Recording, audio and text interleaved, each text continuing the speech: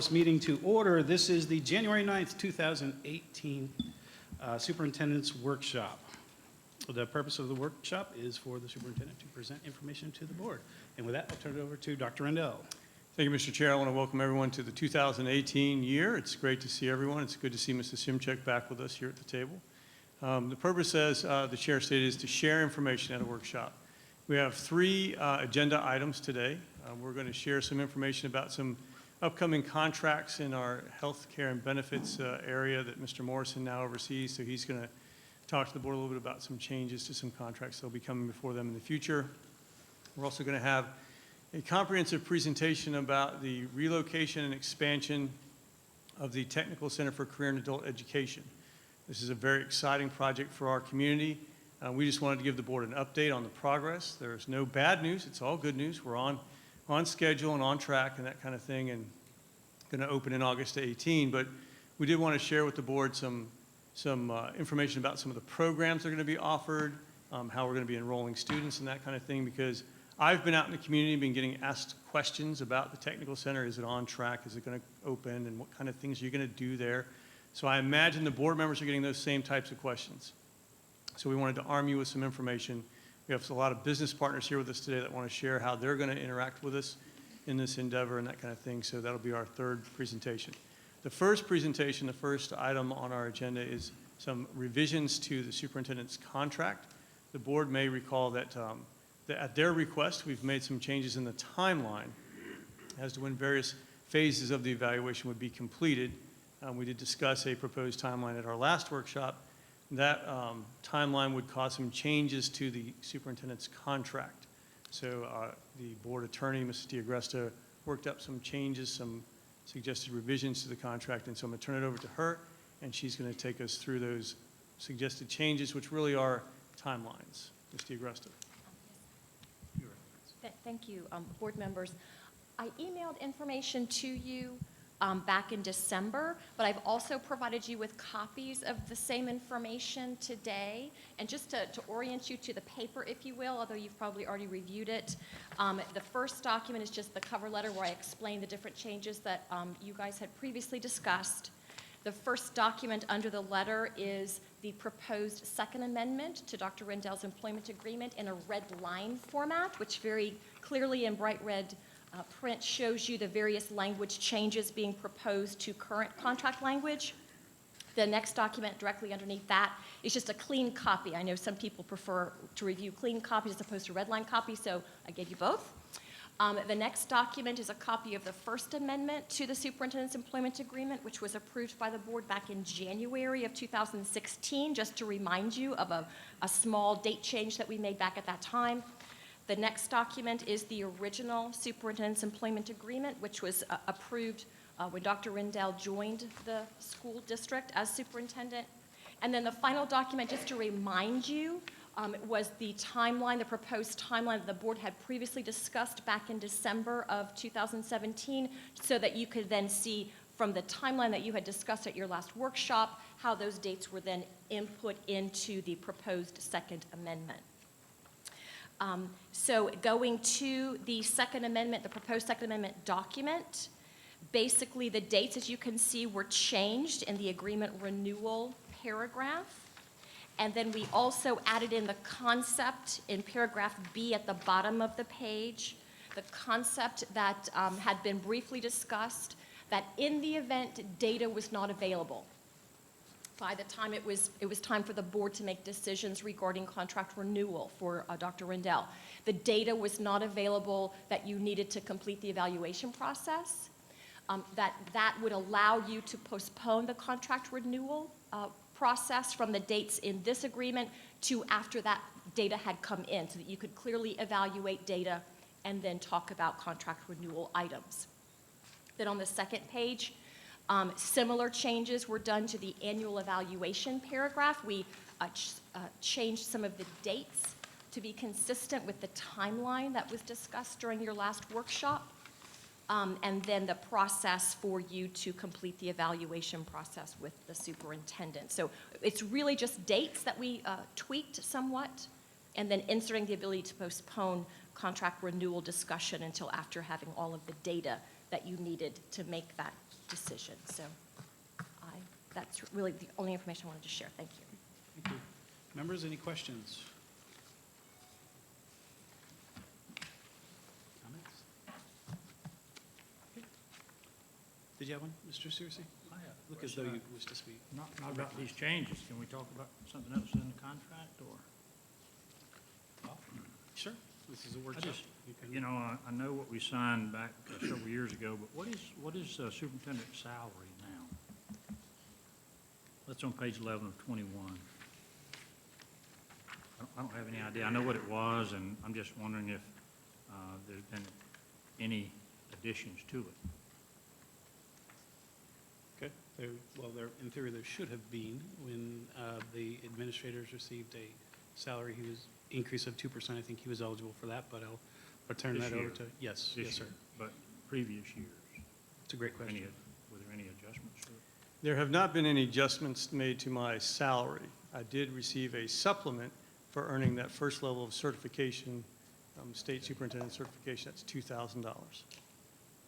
So your salary was not adjusted up when we did the rest of the administrators? No, sir. The adjustment that we made for the administrators earlier this school year, last fall, I have not taken advantage of that increase. It is in the contract, but I have not. Care to discuss that? Mr. Searcy, you had a reason for raising this? We need to act on that, and, I mean, times are tough. But anyway, that'll be something we'll take up at a board meeting, I'm assuming. I don't know if who else wants to Well, talk. I think we can discuss it now as a concept, and then if there's any desire to amend the contract, that would be something that would appear at the next board meeting. So if you feel as though it's a conversation worth having, this would be the appropriate time. Based on the results that I've been seeing, I think we need to move that up a little bit. That's my opinion. I'm not giving any specific amount, but maybe some of these other board members might have different opinions. I think he got some pretty good grades over the last 3 years anyway. So, I think it's something that we need to address and reward him for the work that he's doing. Any other? Sure, I'll speak to that. I'm aware that several superintendents around the state have received significant salary increases recently. And when I think about why that might be, based on performance, I would imagine at school boards, but the other thing about it is one of the constitutional review committees, one of the things that have been brought up is the fact that we would no longer have elected school superintendents in the state of Florida, that we would have appointed superintendents. And I would imagine that will put school boards who have in the past had elected superintendents into positions where they will be looking for a superintendent that they can appoint across the state. There are a number that elect superintendents. And when I think about the superintendents that I've met in my travels across to different things at FSBA or at and I think about the difference between some of the elected superintendents I've met and their experience and the appointed superintendents I've met and their experience and their commitment to their education and their careers. It's a very different person that takes those jobs. So I would imagine that the valued superintendents that are moving their districts forward, school boards are going to want to try to keep them. And as new jobs open up, they will make decisions in order to keep those superintendents. So as we go forward in dealing with the superintendent's contract, I think we would be wise to keep that in mind. Follow up? Do you have a? Is the statement, yes, we need to increase it, or no, we don't? I don't, The question would be why the superintendent didn't take the 2% increase. That would be my question as well. he is taking the 2%. No, sir, I did not take advantage of the 2% increase. It is in the contract. Yeah. By approving, and Ms. DiAgresta can correct me if I'm wrong, but by approving this contract 2.5 years ago, basically you gave me that Gave you that provision authority, that yeah. if the administrators in the district did receive a salary increase, get. that I would be eligible for that same salary increase. I did not walk down to payroll and say, hey, the administrators got a salary increase, so I'm eligible for salary increase, because I felt like it's really board action. That I would be, So I'd be you would relying take on it the if board we action. took some action and said, go down to payroll and take the money? I mean, Yes, sir, I would do that. Then I guess my question would be, Chairman Foster, Ms. DeAgressa, was that necessary for us to take that action? If the provision was in the contract, then shouldn't it have been done by payroll automatically? I'm just confused. It should have been an automatic increase because he was eligible for it under his employment agreement. It should have been automatic.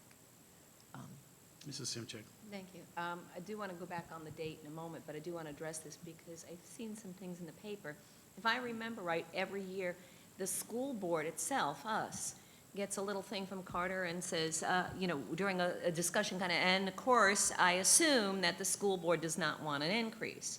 And the school board, although it's been written that we have not taken an increase.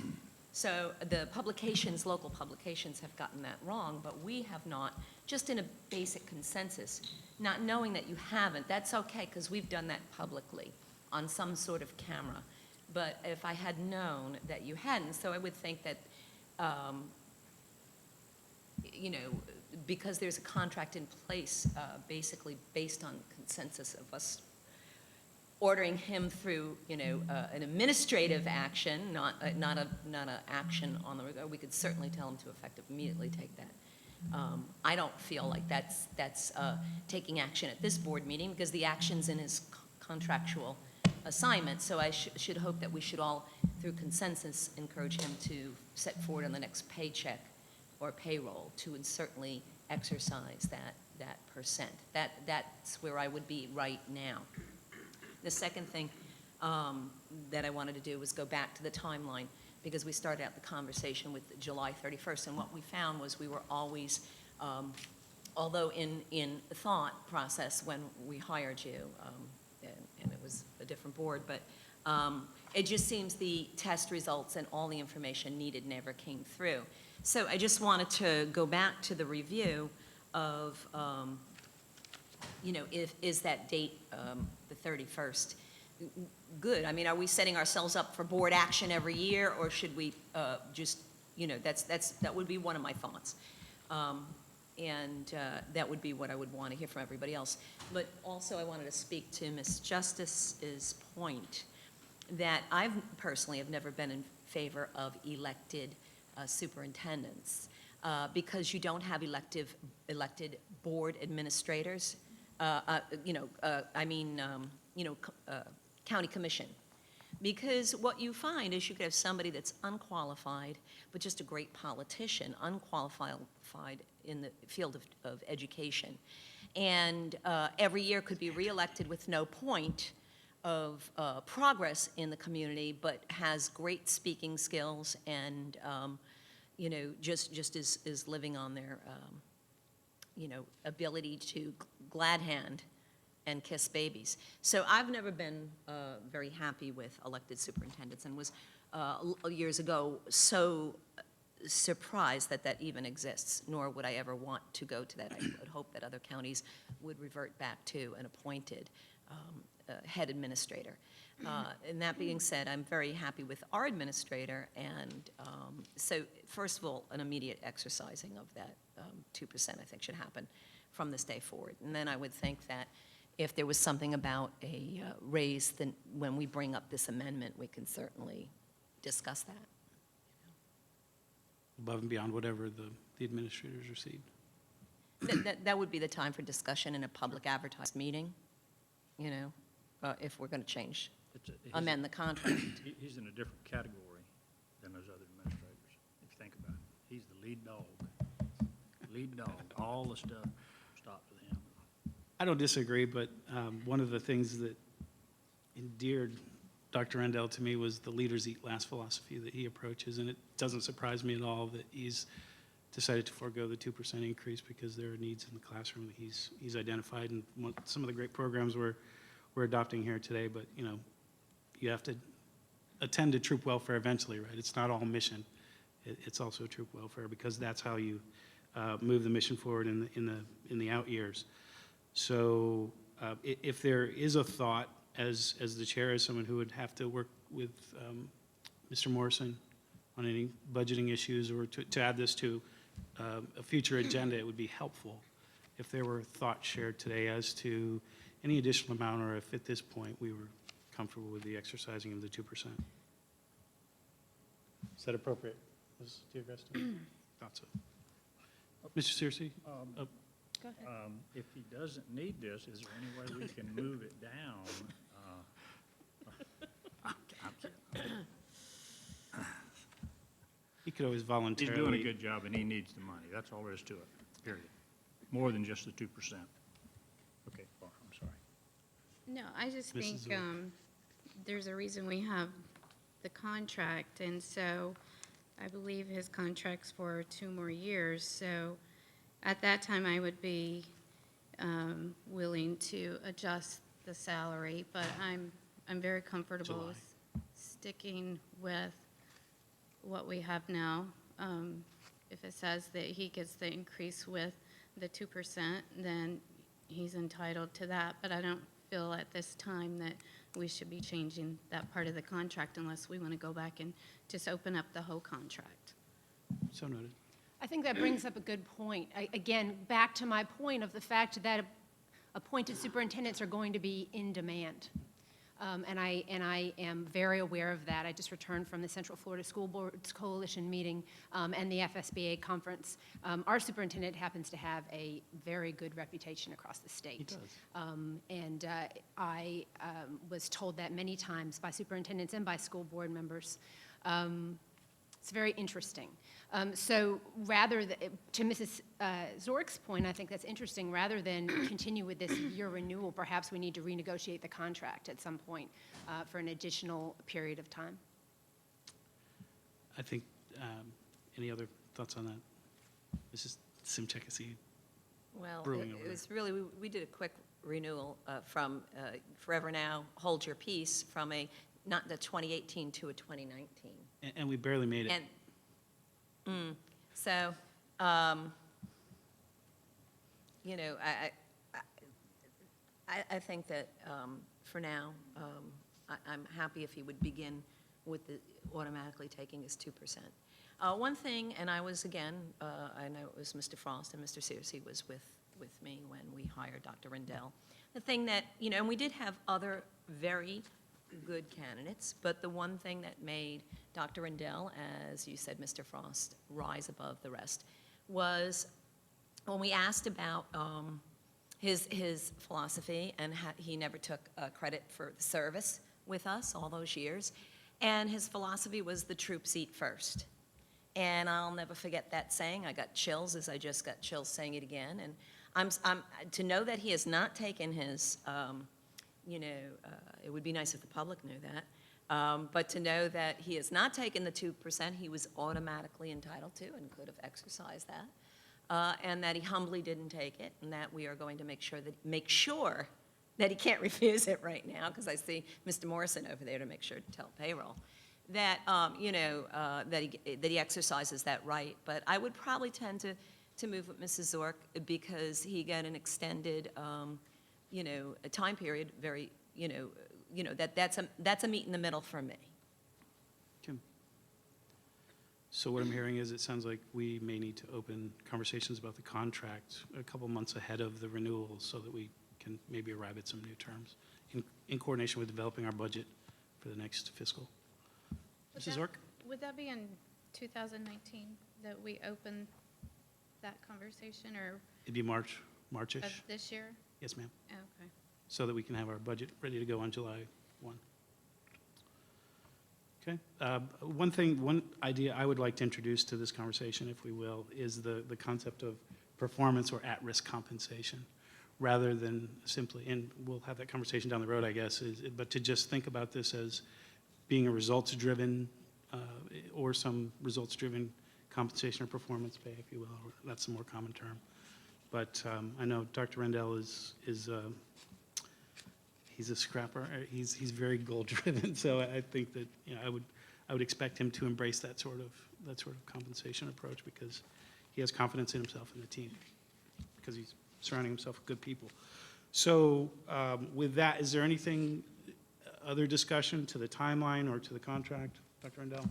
Mr. Chair, if I could just speak to Mrs. Simchek's concerns about, we've extended the timeline to the end of July, and will we have to extend it again? There's state statute that the Commissioner of Education, the Department of Education must release school grades before, I think it's the third week in June. So we should have school grades by the end of June, and that was the measure that we were waiting on last time. So I would imagine that I would feel very confident that we'd have all of the data we need by the end of June, so you'd be able to make your decisions in July. The only thing that would change that is if the Department of Education, for some reason, said they were going to delay the issuance of grades, which they did 2 years ago, if you may remember. And by the other change in the contract to the board having the ability to extend the timeline, then you're built in with that. So I feel pretty confident that we'll have the results at the end of June. I'd just point out was in HB 7069, that the fewer better test portion of that is that we have the results in time to make these types of decisions. Okay, having exhausted that topic, Dr. Rendell, would you like to move on? You gotta check with- Oh, Mrs. DiAugusta? Chair, I'm sorry, just next steps, if you will, then at your business meeting at the end of this month, the items that will be coming forward for action would be the updated evaluation instrument for the superintendent, for you to adopt, the new timeline with all of the updated dates on it, as well as this second amendment to employment agreement for you to also take official action on. Those will be next steps coming at you. Thank you. Mrs. Simchik, did you have anything you'd like to add to the instrument, No. to that conversation Well, no, we're looking at now? I'm not sure what we're looking at, Okay, you know. okay, well, we'll give you time to review that, and you'll see it in the next packet, so. Well, yeah, I was just saying that, yeah, you know, Okay. it would be before just the 23rd, correct? Okay. Yes, ma'am, you'll have it. I can say it's a huge improvement, so I think you'll be pleased. He could be happy. It is, yeah, okay, so that would be. In no small part due to We'll make your sure efforts you in the get past Okay, copies of thank it. you. to move appreciate us to that. a more formalized review process. Okay, and with that, we're on to item 2, benefits vendor contracts. Dr. Riddell? Thank you, Mr. Chair. I'd like to ask Mr. Morrison to join us at the table. This is a pattern that we're going to implement going forward. Is if there's going to be a item on the business meetings agenda later on in the month that is new or is a change or that kind of thing, we would like to give you some information ahead of time. We don't really have anything to pass out today. It's more that Mr. Morrison is going to give you an idea of some things that are coming up and some things that we've been taking care of in the benefits department. But in the future, you might be receiving presentations about things that would be coming up at a business meeting. Okay, Mr. Morrison. Thank you very much, Dr. Rendell. Good day, board members. On the business meeting on January 23rd, we're currently working on a contract to replace the existing contract that we had with a company called PlanSource. This is the company that provided to us a benefits platform that we transmit all of our benefit information from our employees to the carriers. This is the company that also was contracted to provide 1094, 1095 tax forms that are required by the Affordable Care Act. The initial agreement was signed on March 2nd, 2016, and it runs for an initial period of 2 years. However, there is language in the contract that says 60 days prior to this sunset date, you can notify them that we will not be renewing the contract, and we have actually done that. Section 11 of the contract allows us to terminate the contract with that notice. So on December the 1st, we actually were watching the calendar, counting days, and we gave them that notice. In order to go about doing things differently than we did last year with the 1094, 1095 forms, we mutually agreed through some negotiation to modify the scope of services in the PlanSource contract to essentially delete the 1094, 1095 tax form so we could have the freedom, if you will, to procure with another firm to do that. Which gets us, so on December the 12th, we had a mutually agreed upon agreement, if you will, and which they released us and modified the scope of services so we could do that. Which gets us to the contract that you will hopefully see on January 23rd, we formulated a small internal committee to look at some benefits platform providers. And out of that evaluation, we chose a company, Explain My Benefits, or EMB. And we negotiated with them on December 18th. We executed a contract in the amount of about $20,150, not to exceed, for the provision of the 1094, 1095 tax forms. And that's supposed to be done by the end of this month. However, the IRS has just extended the deadline for the 1094, 1095 forms through the end of February. So we're negotiating the contract with EMB for the software platform to replace the PlanSource platform that we currently have, and we hope to have that on the January 23rd board agenda item. Just some numbers for you. The estimated amount of the EMB contract is about $92,450, and the PlanSource contract was around $89,733, or about $2,700 difference. The amount of the cost for the contract is paid from the commissions that are earned by Aon on our business. So it is a deduct from their commissions to pay for that. So you'll see that on the January 23rd. Obviously, it's over $50,000. It's a new contract. We'll put that on action and answer any questions that the board may have at that time. Any questions on this item? Mr. Searcy. Why did you decide to change from the old contract to the new contract? Well, there were obviously several performance issues that we had. That some of that went public. We had an issue with the 1094, 1095 tax forms, where inaccurate data was displayed on some of the forms. And I believe at a board meeting, it was discussed that, hey, we would really want to see this change made. So that was one of the items that I had on my list to make sure that once we're going through all the benefit contract, we would make sure that we made that change. The board may recall there were two major failures with this vendor. One, during the open enrollment period, this vendor was the one that crafted the website with the choices, and we had a lot of employees not enroll properly in their plans because the website was not designed very well. And the second was the issue with the 1095 forms having inaccurate information on them. Well, the reason I asked the question is, there's a lot of folks watching on television today, and they just see we're changing for no apparent reason, and it's good that the folks out there find out exactly why we're making the decision we're making. Yes, sir, and I appreciate the question. We had a vendor that was not meeting our performance standards. We've ended service with them, and That's a perfect answer. for a new vendor. Yeah. Perfect answer. Thank you. Do you still? Mrs. Mr. Justice.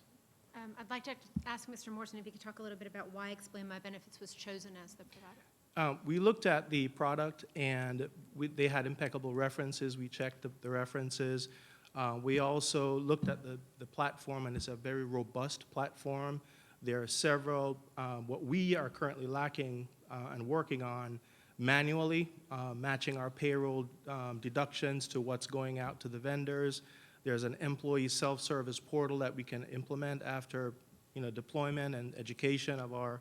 They also have an app that you can download. There's a lot of features and accountability and audit reporting and things of that nature that we currently did not have with the existing product. So we felt that that was a very nice upgrade, if you will, for a fraction of the dollars. As I mentioned, it's about $2,700 difference in the software.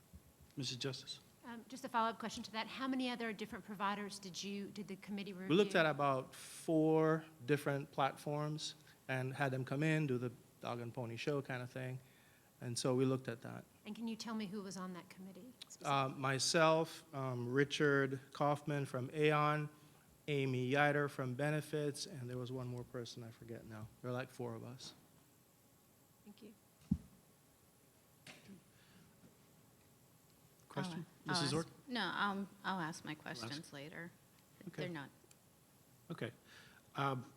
My question is sort of more meta. I know that there's been a significant change to the tax code, including some of the reporting and individual penalties for being uninsured and things like that. So hopefully our reporting requirements will be diminished over the years, or Is there any way we get away from the 1094, 1095C and all that? As it is right now, only the individual mandate That's it. was changed under the tax. So employers haven't really received much of Not the way yet, of, yeah. really, that's unfortunate. And I will say that personal experience is that previous vendor, they had my two children listed with the same social security number. So that's, I think we had to go through 3 iterations to get a proper 1095C for me. And I'm a board member, so I assume that it's worse for everyone else, so. One more question. Do you Mr. totally Simpson. understand the new tax law? No, sir. I'd ask Carter. You're our man now. He will.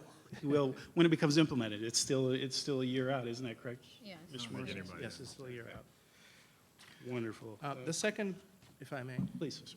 the second contract that will be, hopefully will be before you on January 23rd is Aetna Resources for Living. Our employees typically know this as an EAP, Employee Assistance Program. If you look on your pay stub, you'll see a little board-paid benefit that says Employee Assistance Program. I do have a little handout of the services that they provide in our contract, but for the management purposes, it mainly is referring employees who are going through situations and they need a counselor, that kind of thing. So we were able to agree on the money, so to speak. It's $1.39 per employee per month, which remains unchanged. We have essentially negotiated all the terms, and we're down to indemnification. Ms. Diagresta has spoiled us that we do not indemnify anybody, so we're trying to trade language and get that sorted, which hopefully we will be before you on January 23rd.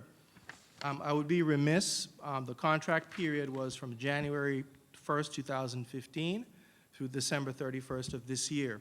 And in the middle of the negotiations, we realized this deadline is coming up, so we mutually agreed to extend the contract for a couple more months to give us the space that we need to finish up the negotiations.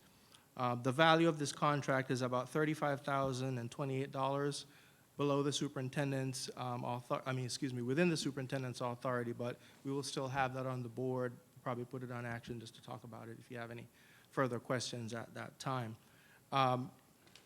For this type of service, particularly in the Vero Beach area, there's not a lot of competition for counselors, psychology, that kind of thing. So we were okay with the scope of services and the fees that they were charging.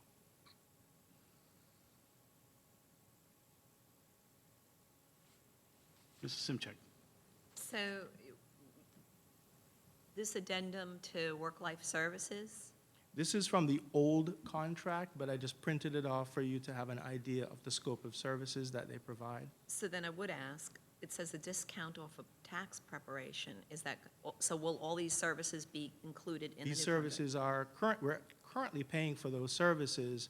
However, as one who's just recently been assigned this portfolio, we do not do a good job of putting that out there for our employees to know. So what we have done thus far is we've had the representative from Aetna meet with the IRCEA union at their rep meeting recently in December. I believe they've also met with CWA, and they're coming to the principals meeting on January 18th to discuss, and we have a nice PowerPoint that we're going to be putting on the website and sending out information. But it's a delicate balance because we have so much information that we need to share with our employees, and we don't want to bombard them with too much at one time where they'll start ignoring those emails.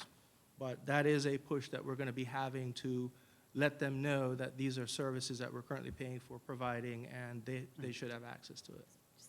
Follow-up. Mrs. So- Justice, or I follow just up? want to follow up. So the reason I point that out is because although we have, and there may some be issues with salary increases and medical, I mean, there's things on here, usually in employee assistant programs are usually for problemed areas, such as alcoholism. Right. Or grief counseling or depression. Yep. And there's, I mean, they don't even really talk about that here. There's a consultation with a lawyer, financial counseling, 25% off taxes, document preparation, will preparation, samples. I mean, they're all positive, but That is good perks that both unions, and then it would be your job to get the administrators who are not union represented to know about all these, because those are all dollar pluses towards the employee. So in the core contract, those services are described. I was probably just remiss in not printing that to provide you with a copy today. But those management referrals are in the contract. Thank And the HR department, they kind of manage that whenever employees need referrals. Thank you.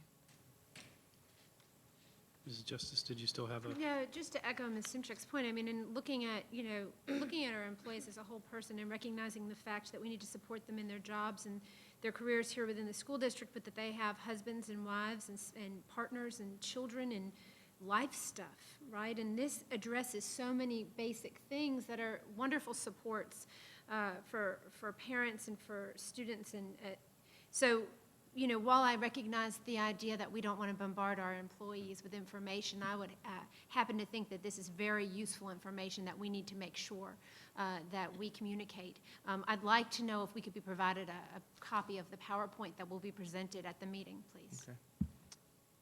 We can do that, yep, absolutely.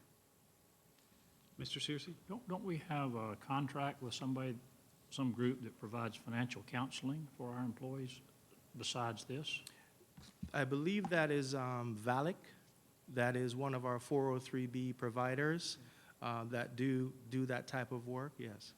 Okay. And is there a limit to how much, I Not that see in I'm here there's a aware of. half-hour consultation. Not that I'm aware of with VALIC. That's something that we're just moving into that area right now under the benefits. We've agreed with HR to kind of manage that for them, so we're just moving into that area right now. Mrs. Simchik? Can you tell me, do we have a deferred compensation company, or do we have two, or do we have none? I think we have a 457B and a 403B. Those are the two products that I'm aware of. And who are the carriers? Like, is it Nationwide or Mass Mutual? or- There are a lot of legacy accounts in there. I think the last report that I saw, VALIC dominated the list. There was several years ago a move to consolidate by the state down to, I believe, like a group, and the district adopted off that list. And VALIC primarily dominates that list.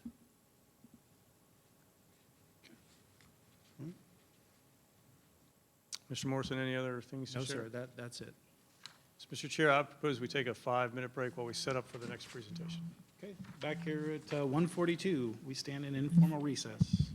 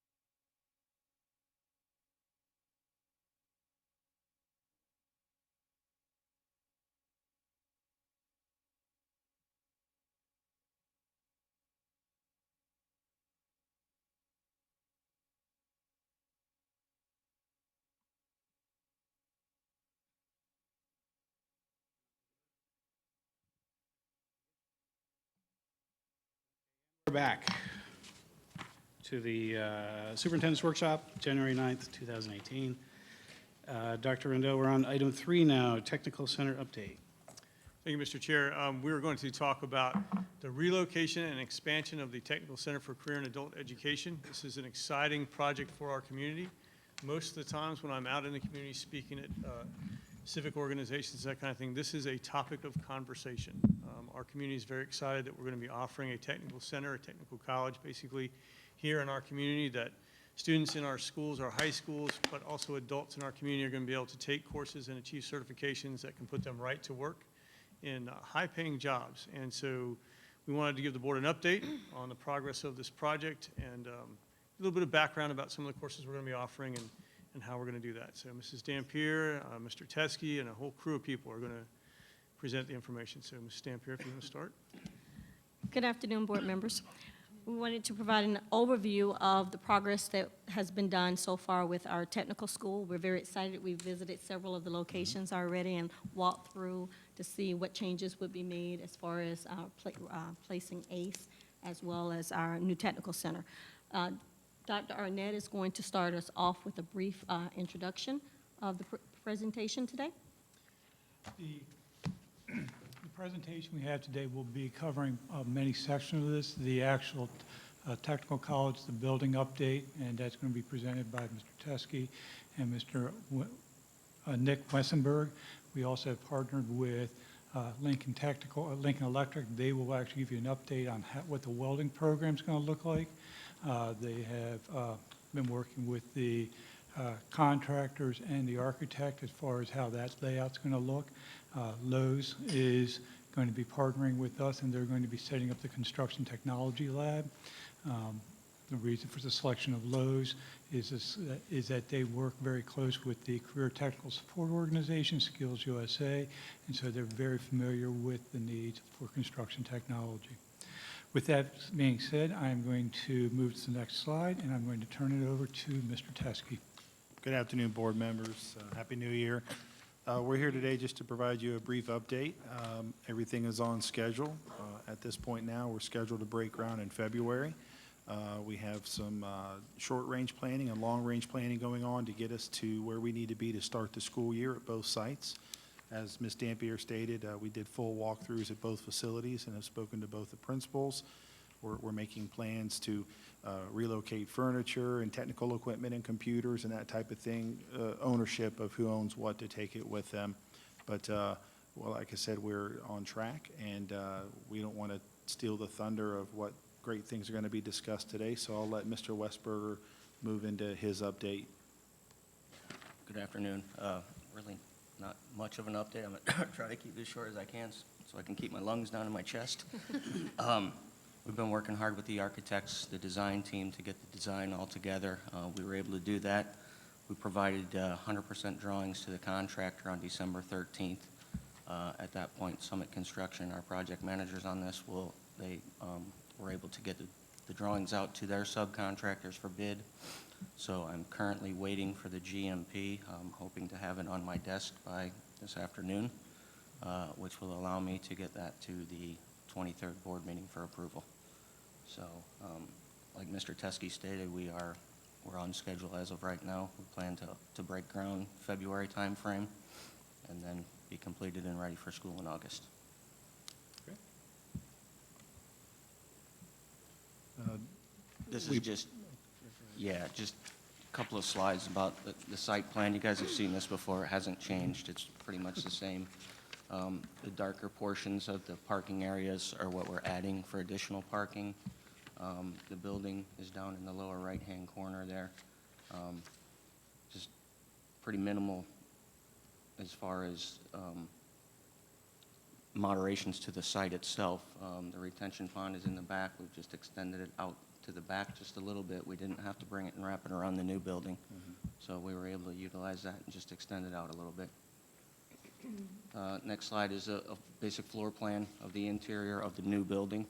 It's a very simple building. We've got two labs, one on either side, welding lab on one side and the construction industry lab on the other. Classroom in the middle with a couple of bathrooms and a little foyer area. And then the next slide is just the building elevations. The very top one is if you're looking at the building, that's the entrance you're going to look at. The second and fourth views are the sides of the building, and the third view is the back of the building. It's a very simple building. We did not over-design this in any way. It's very bare bones, so we tried to keep it as simple as we could, but still aesthetically pleasing. Do you have any questions before we move on? Mrs. Justice. Thank you. So as I look at the plan, one side will be the construction technology, and then one side is that welding of the labs. Okay. Correct. Mrs. Ork. So when you're inside the courtyard area of the campus, you're going to see the elevation there, or is it? The top elevation. Okay. Yeah, so you'll see the top elevation, which kind of has a little foyer type of, For students that are coming you're from the recognized for parking lot, questions. will they be able to access, how will that work? Will the gate be there? there'll be or a will- gate, yeah. So the new parking lot, if we go back to the first slide from that new parking lot there, they'll be able to access the courtyard through a gate and into the courtyard, and then to the new building. Those gates are expensive. We should look into welding some of those. They are expensive. I Yes, remember they are. Sebastian, we just spent a bunch of money on, Yes. on aluminum Yes, they are very fencing. expensive. That'd be a good project for There you a go. master project. Exactly. Any other questions? Yeah. Mrs. Mrs. Justice. I just wanted to say that it's good you got those completed drawings in for subs to be able to bid, because I'll tell you, between the hurricanes and the rain that we've had, I know that subs are busy. Yeah, they're very busy right now. So this is the fact that you are on time right now, and you're going to be getting bids back, and it's good. I mean, it's great that you're on schedule. There's no doubt in my mind that it has been taken a concerted effort to make sure that we do that. Keeping our fingers crossed. Thank you. Moving on to Lincoln. Very good. At this point, we're going to move on to our business partners that are going to be working with us in the development of the programs.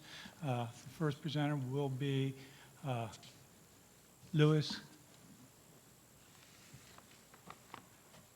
Got that backwards. Louis Kleinsmith from Lincoln Electric. He's going to talk about the welding side of it.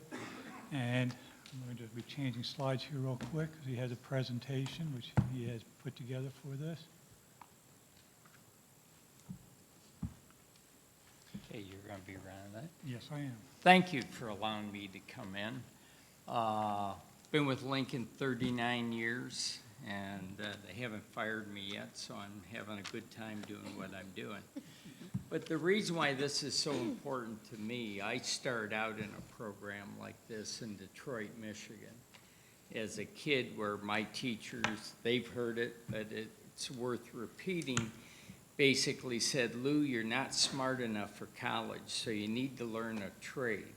And that was probably the best thing they ever told me, because I did go back to school, got my engineering degree and my master's, so I wasn't quite that stupid, but it's been a passion of mine forever, and we're really seeing this market change right now, and it's very exciting. The days of the guy with the stick rod and the helmet, it's still out there, but it's going away fast. So what we're seeing right now is if we don't have the people to do the task, I get calls every day, let's go to robots, let's get rid of our welders, we'll do it all with robots.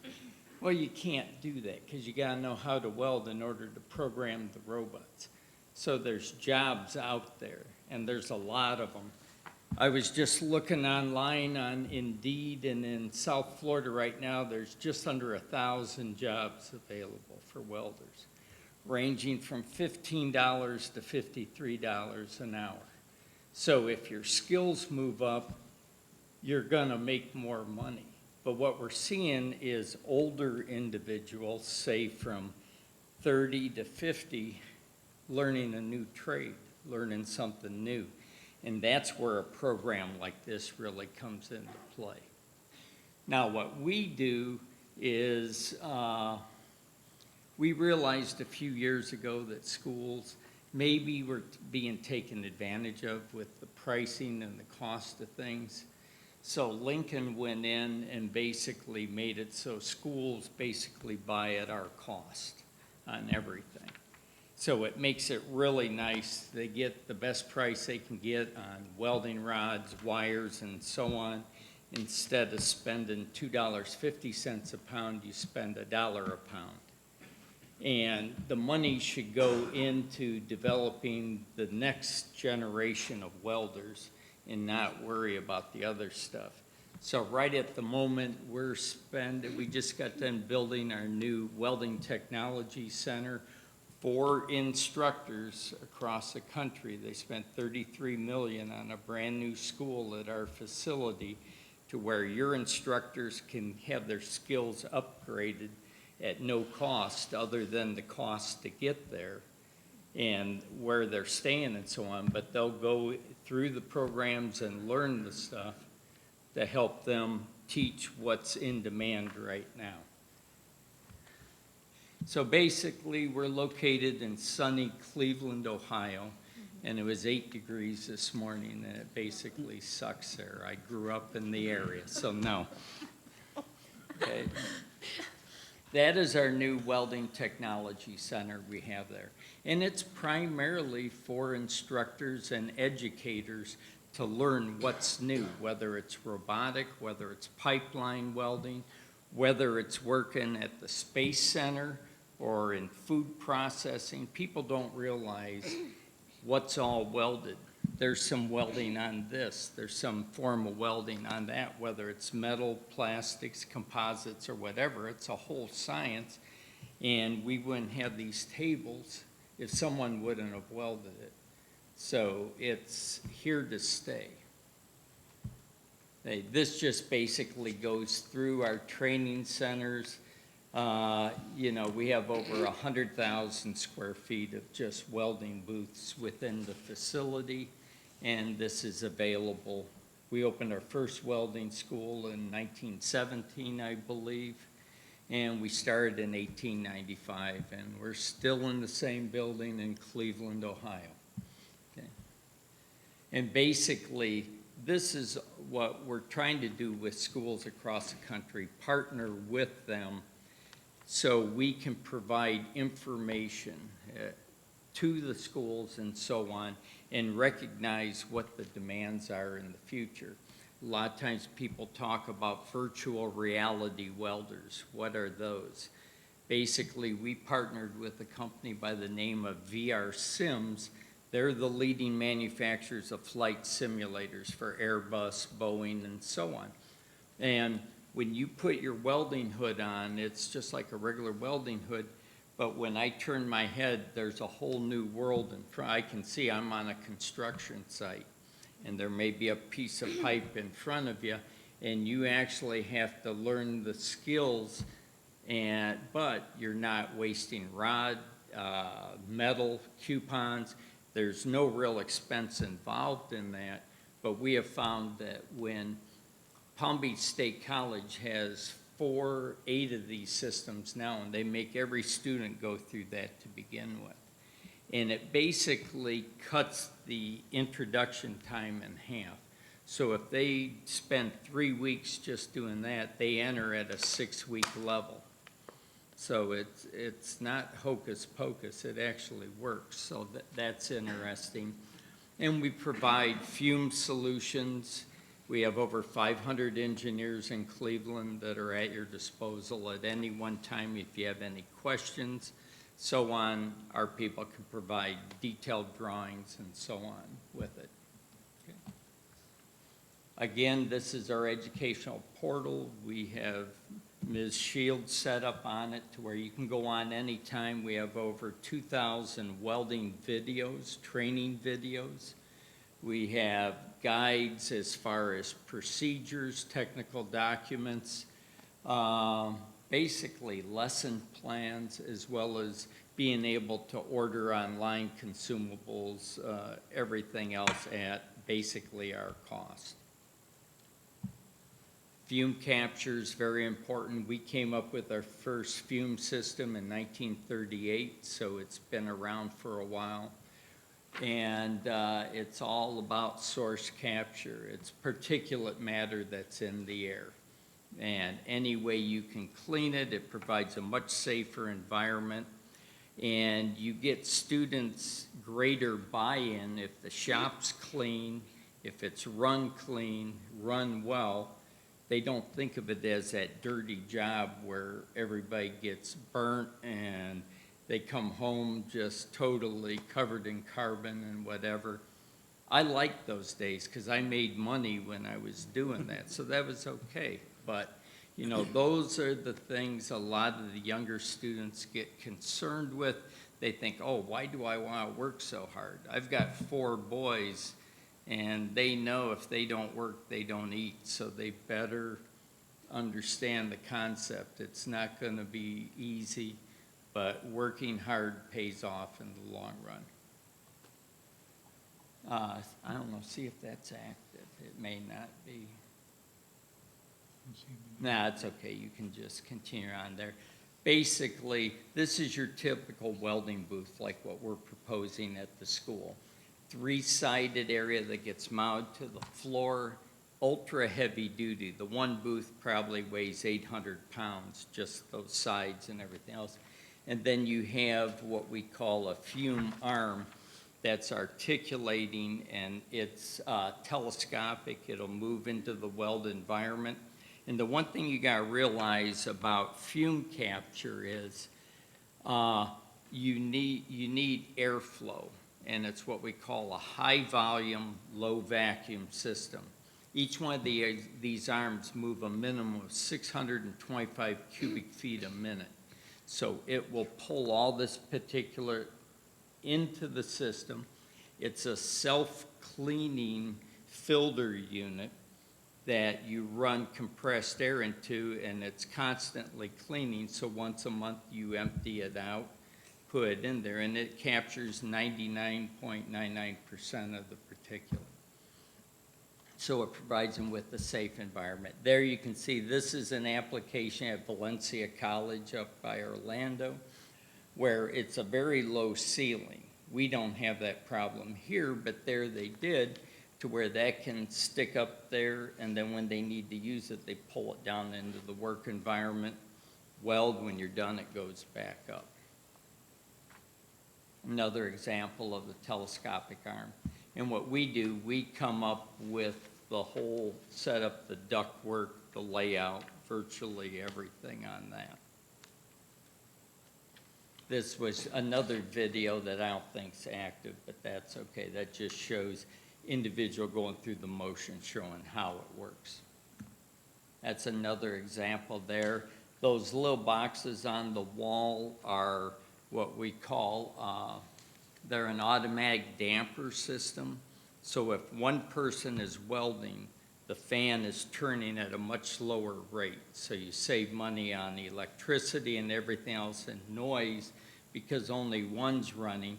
Another person starts welding, it'll kick it up slightly and so on. And if they start shutting down, then it starts slowing down again. So it's a totally automated system. That's an idea of the fan on the left and your filter bank on the right. And that's where on the drawing of the property, I can pass those down. That basically shows the fan on the outside. I've worked with your engineers and architects, provide them with the engineering drawing of the layout and everything. And it primarily shows where it's located. The classroom, I believe, is going to be air conditioned. Okay, with that, it takes the air out and returns it back into the building. So it helps on makeup air and everything else that may be necessary. Here's another example at Valencia College where this is after like 6 months in operation, and you can see the floors, everything's very clean. They're able to control their environment really well. And that's a total automated system, and they actually have the filter unit inside of the facility instead of outside because they don't have access to the outside. This is a typical primary layout that this is the first phase of the drawings we present with schools, showing a concept of where the ductwork, what size ductwork, what type of controls, and so on. And then this is the engineering drawing that we provide to the contractor and architects, so that way it's a working engineering drawing. We provide those. The other thing we're going to be teaching that they've requested, these are what we call CNC plasma systems. How many of you are familiar with plasma cutting? Basically, it's electronic cutting, and this uses a computer-aided program where you create a drawing and it will cut, if it will conduct electricity, it'll cut it, whether it's copper, brass, steel, aluminum, doesn't matter. And this leads into more advanced job. An average CNC plasma guy is making $25 to $45 an hour. So we'll be teaching the programming of CNC? Absolutely. And PLCs or? Exactly. Okay. That's all part of it. And Great. what we do once you get started, we've got 24 hours a day, 7-day-a-week support, video library on setting up on those of over 1,000 different step-by-step videos, as well as I live here, so I'm up here all the time now, so that makes it good. The top two are for flat plate. The bottom one is for pipe cutting, to be able to do saddle joints, T-joints, and so on. And you never realize it, but in a building like this, there's a lot of such joints for all your sprinkler system and so on. This basically shows the total, I guess, area of what we cover, from submerged arc welding to the educational package in the middle, which is one of the systems we're looking at for the school, where everything now is multi-process. You've heard terms of stick welding, TIG welding, or heliarc, MIG welding, different things. All these can do all of that with one machine, so you don't have to have 4 or 5 different machines to be able to cover the area.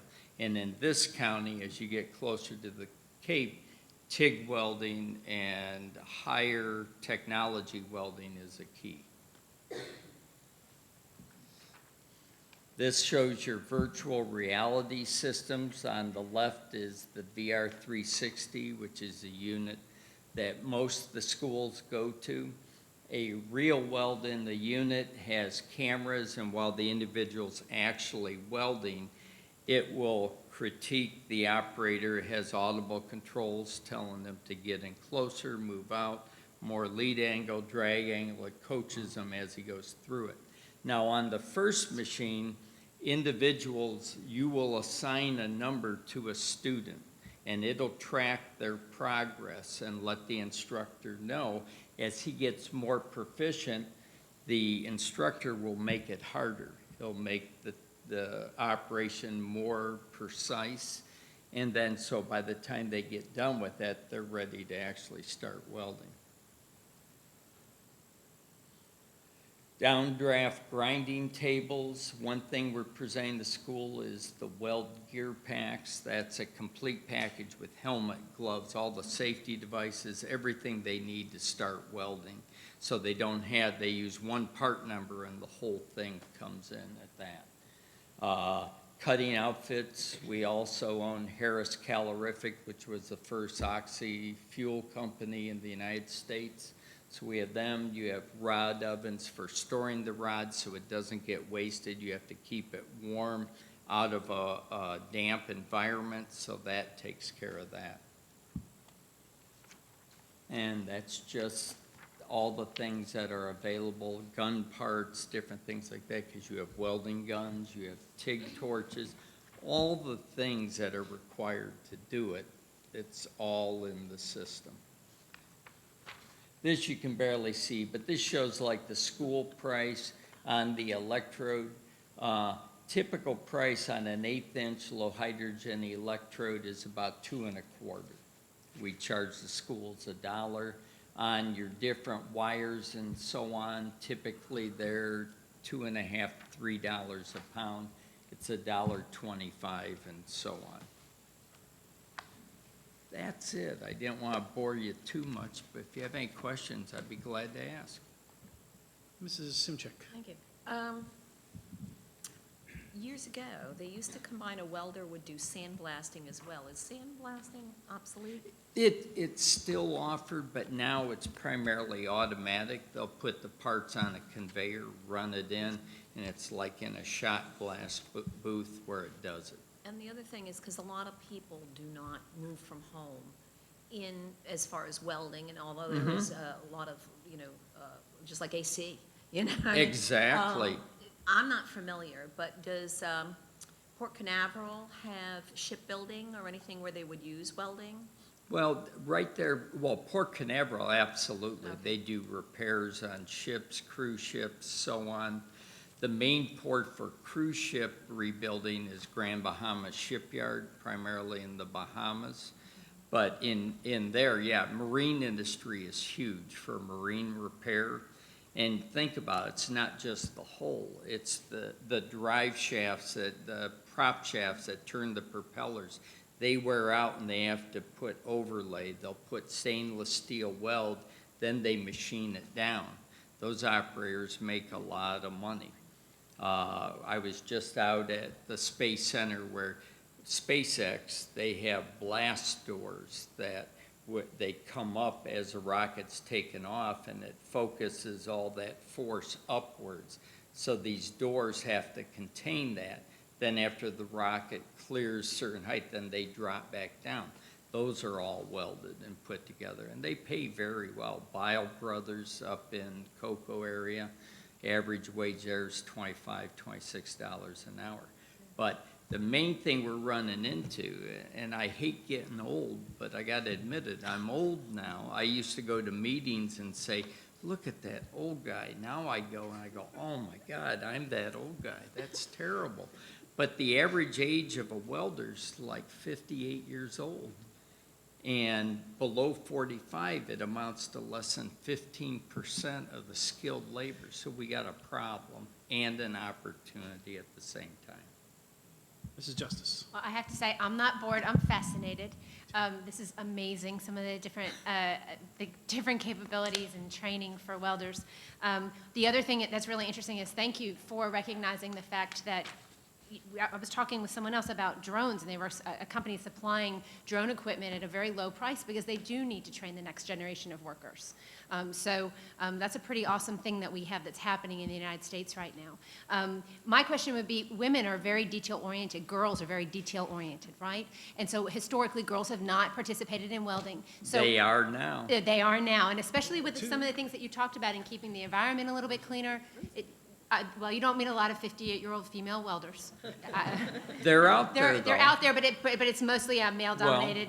Has it been traditionally a male-dominated field? That started changing about 15 years ago. Okay, awesome. It's still not where it should be, but it's growing very fast. I mentioned this at our meeting last week. I've got a young lady that's 23 years old down in Tamarack, Florida. She works for Sonny's Enterprises. They're the world's largest manufacturer of pull-through car washes. They've got like 500 employees.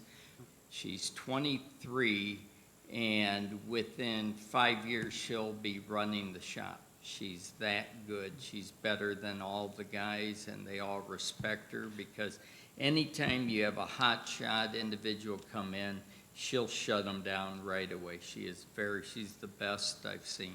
So yeah, I'm seeing that all over the place. The attention to detail, the dexterity it takes to do some of these fine welds, absolutely. And when they see what they can make, she's from Pennsylvania and never dreamed she could buy a house and own a new car. It's amazing.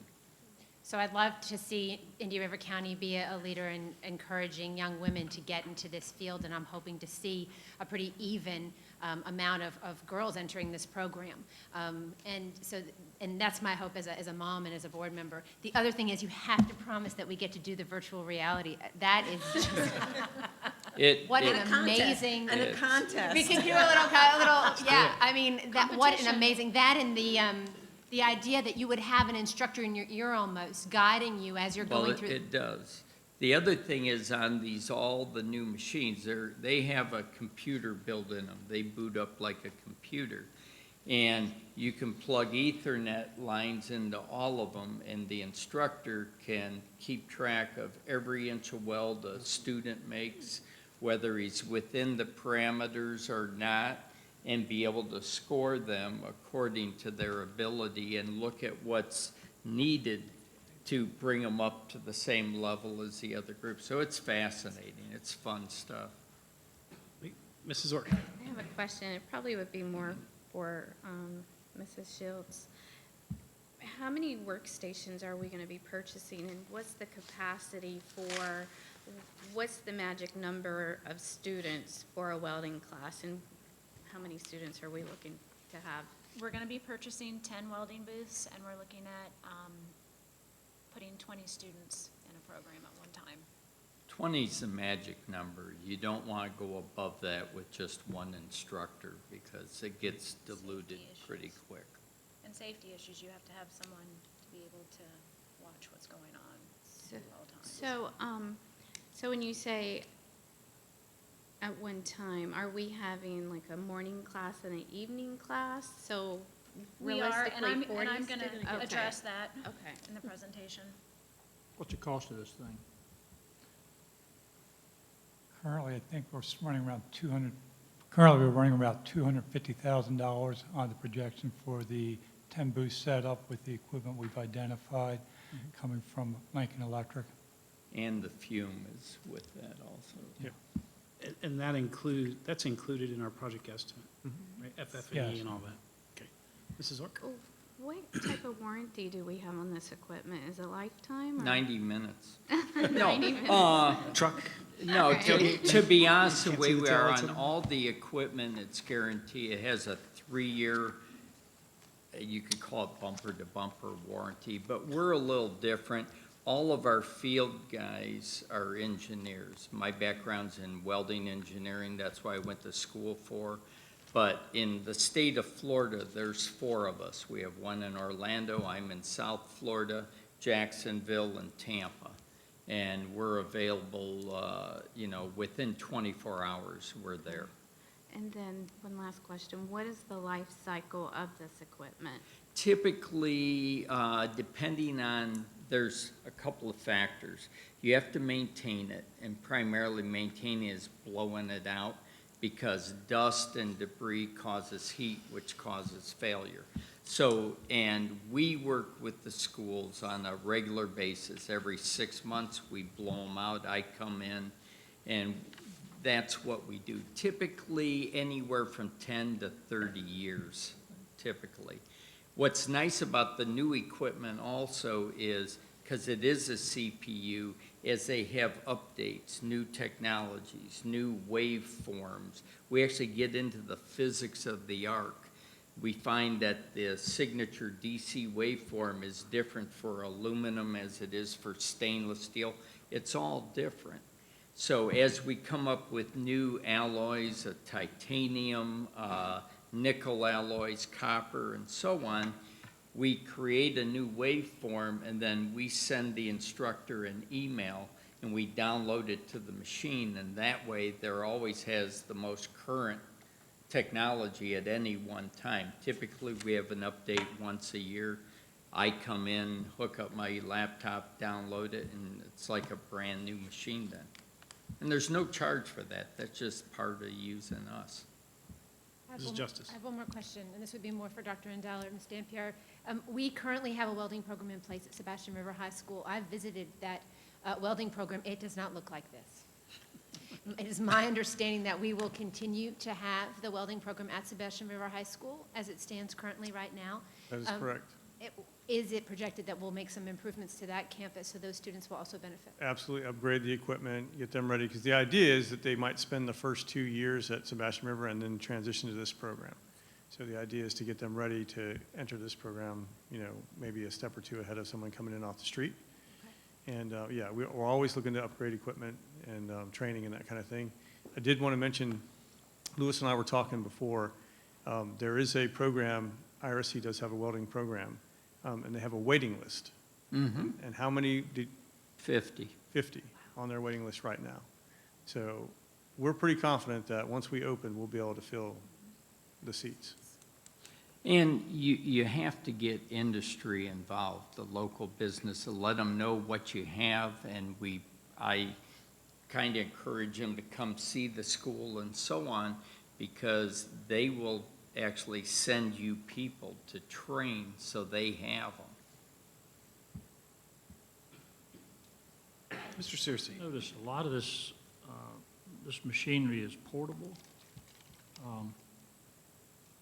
People can steal it pretty easy. I wasn't going to use that word. No, but go right ahead. I've seen it. We've had situations where really fine equipment like this gets out of our control, and if it's as good as everything you say, and I don't doubt any of that, probably there's some folks around here that would love to have this, to be able to use it somewhere else. So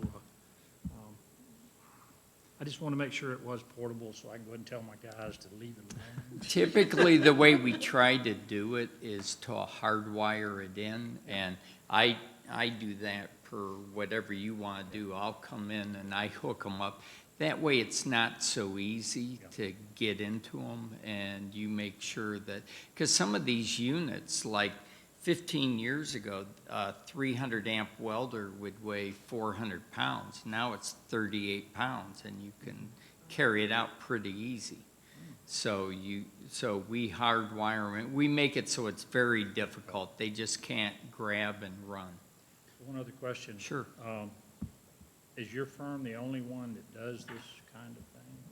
No, there's primarily in the United States now. I would say when I started with the company, we had Union Carbide, they're gone. We had Hobart, they're gone now. We had Lindy, they're in Germany now. We had P&H, you had Miller and Lincoln, that was it. We're the oldest. It's down to Lincoln and Miller now, primarily. The main difference is as I see it, of course, I'm biased, of course, but support. They have one individual for the whole state, where we have 4, and that helps. When you say Hobart's gone, is that the same Hobart that we have up on Hobart Road Park? here? No, there's a. Well, building, it facility was the there. They same make scales family and- out of Troy, Ohio, originally. That was the group. They were in food processing as well as in welding and so Scales, on. Yeah.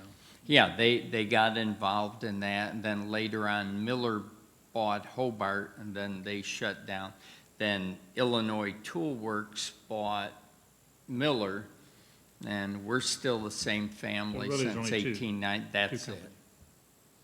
And the other nice thing is, for replacement parts, I can go online and get parts for a 1948 Lincoln pipeliner they have in stock. They just, if they're still out there, we still make them. Mrs. Simchek? Yeah, the weld gear packs, Mhm. in your time probably, and I've been around a welding shop, give me a helmet, Got it? But this is a different world, and I know that with nursing projects, they have to get scrubs and things like that. I don't know what that gear pack costs, but I'm sure we're gonna have to, each student has their own. So who's gonna incur that? Because between the helmet and all that, that's gonna cost. Or if, either that or exclude everything but the helmet, but like I said, it's a different world. Well, the new helmets. helmets are all auto darkening. They darken, they're electric. No, I'm sorry, for sanitary, I'm thinking, like. Well, they should have their own primarily, So, or what does a have pack cost? wipes and so on. What does a pack cost? I mean, because that might be a $200 or $300 pack. It is. For each kid or adult, it's gonna be dual enrollment, so I'll say Right. kids. So I would imagine we're gonna have to pass that on to the Well, student. what we've done at other schools, such as like at Palm Beach State and Belle Glade, you have a lot of low-income families and students out there where they have a group of helmets, 20 and so on, for the high school students that come in, And part of their curriculum is they have to wipe them down, sanitize them, put them back where they belong, or they don't leave. So they do that there. Then as part of the enrollment fee, the adults that come in actually get the Their own package. Okay, that's. Right, and then we offer special pricing to the schools above and beyond what distribution normally pays for it. Mrs. Justice? You might be able to remind me, Mr. Foss, but I think the governor had some money that he was offering to districts around the state for, specifically for programs such as this. And 85 million last year. so have we taken any steps to try to capture some of that funding to defer some of the student PAC cost? Mrs. Shields? Yes, I've actually applied for 2 grants. That was through the Florida Department of Economic Opportunity Grant. That was part of the $85 million that Governor Scott put in his budget. We have not heard anything in regards to those grants. I don't believe at this point in time anybody has been awarded any of those funds. Perhaps it would behoove us to write to our governor or some of our lawmakers and let them know of what an amazing program this is and how much we would like them to support us in the endeavor to provide our students with an education that will afford them a career that pays well and gives back to the economy in Florida. Mrs. Zork? Thank you to Dr. Rendell. He has given me that information, and I know he'd be more than happy to share it with the rest of the board to try to reach out and figure out where they are in this process. But like you said, I have not been able to get any information on when they're going to release any of these funds. I was in Tallahassee at the beginning of December, and when I was in Tallahassee, I asked about it, and at that point, nothing had been decided. Could But we, I can send each board member a copy of the application and the website that the original application would go to, so you could reference the specific grant funds. could we, as a board, collectively write a letter to the governor and to our local, to Representative Grawl and Senator Mayfield to let them know of what an amazing program this is and how we could really use their support? Well, certainly there's nothing that would preclude us from doing that. I don't know how beneficial it would be to reach out to the legislature, unless you're talking about next year's funds, which may be the case. It certainly, we would, it would benefit us to keep them in the loop on this project because it's a great project.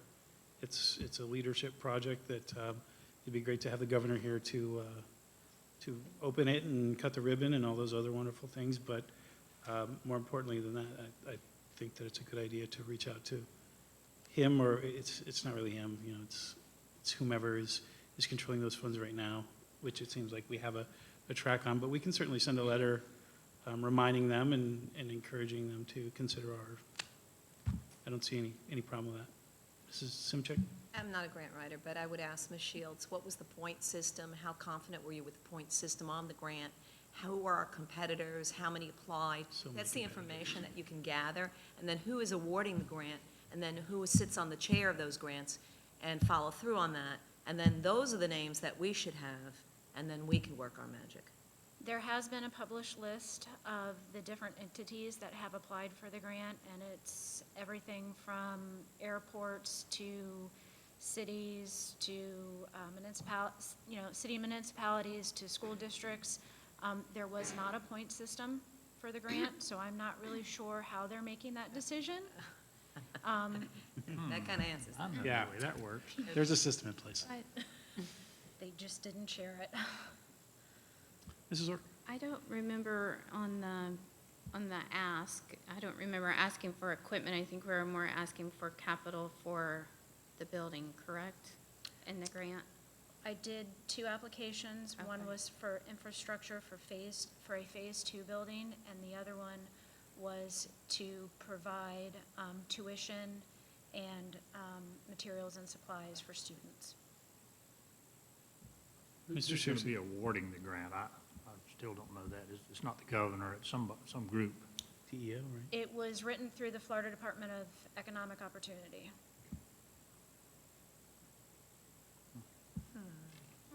Well, we'll get the look board into that. members the information, you know, and we can go from there. Another person we could partner with to lobby would be then the chamber. Yeah, our local Yes, and I chamber. did get a letter of support from them that I submitted with the grant, as well as a letter of support from Career Source Research Coast. Wonderful.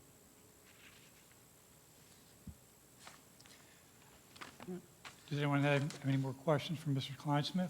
Well, just one. So you talk about fixing the equipment, fixing as in place. Are we going to basically have a big tanks outside with argon and CO2 and then run pipes in? Or are we going to use the bottles and buy them in smaller quantities? All the equipment's set up so you could put the bottles on the carts. And at first, that'd probably be what I would recommend because you don't want to incur the extra cost of it for right now. It's fair, it's part of the safety program to show them. It's a good learning experience so they know how to handle that correctly and so on.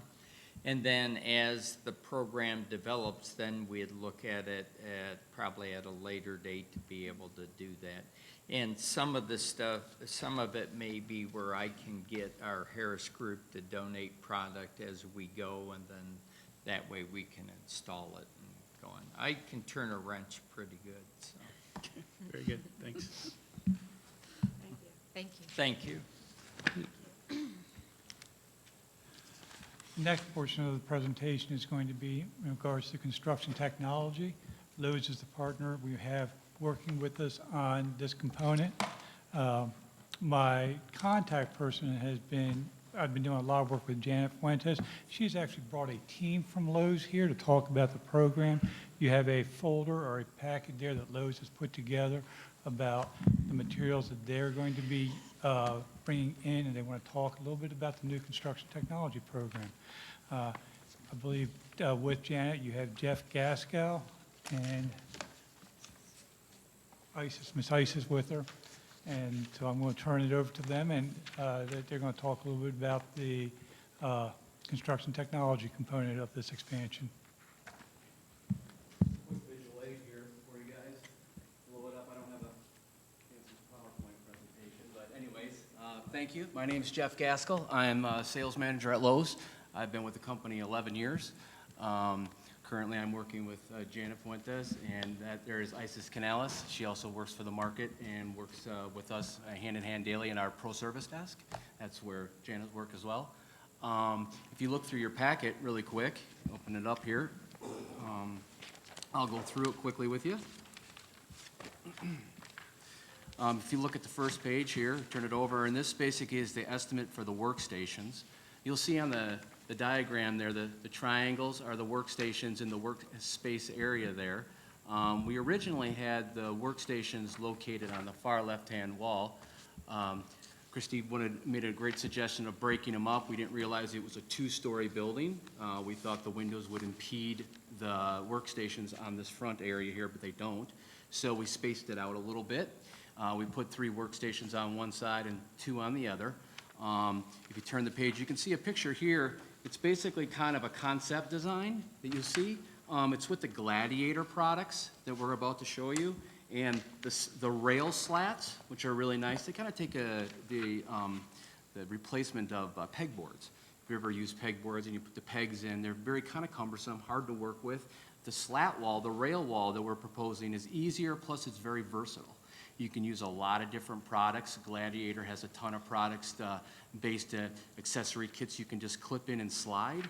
And you can see this wall right here has all those products on it.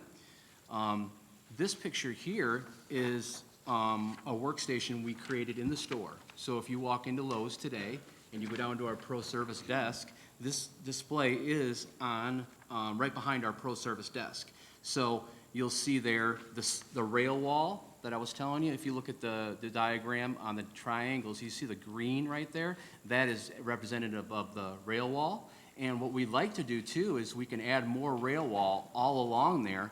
And instead of having the Gladiator cabinet, which is part of the workstation, you can elevate it, you can float it. They actually mount on the rail station. So depending on how you want it to look, you can mount it or you can keep it on the floor. The actual workbench that you see here is made by Gladiator. It's almost like butcher block, very durable. It will last a long time, that's for sure, as far as taking wear and tear.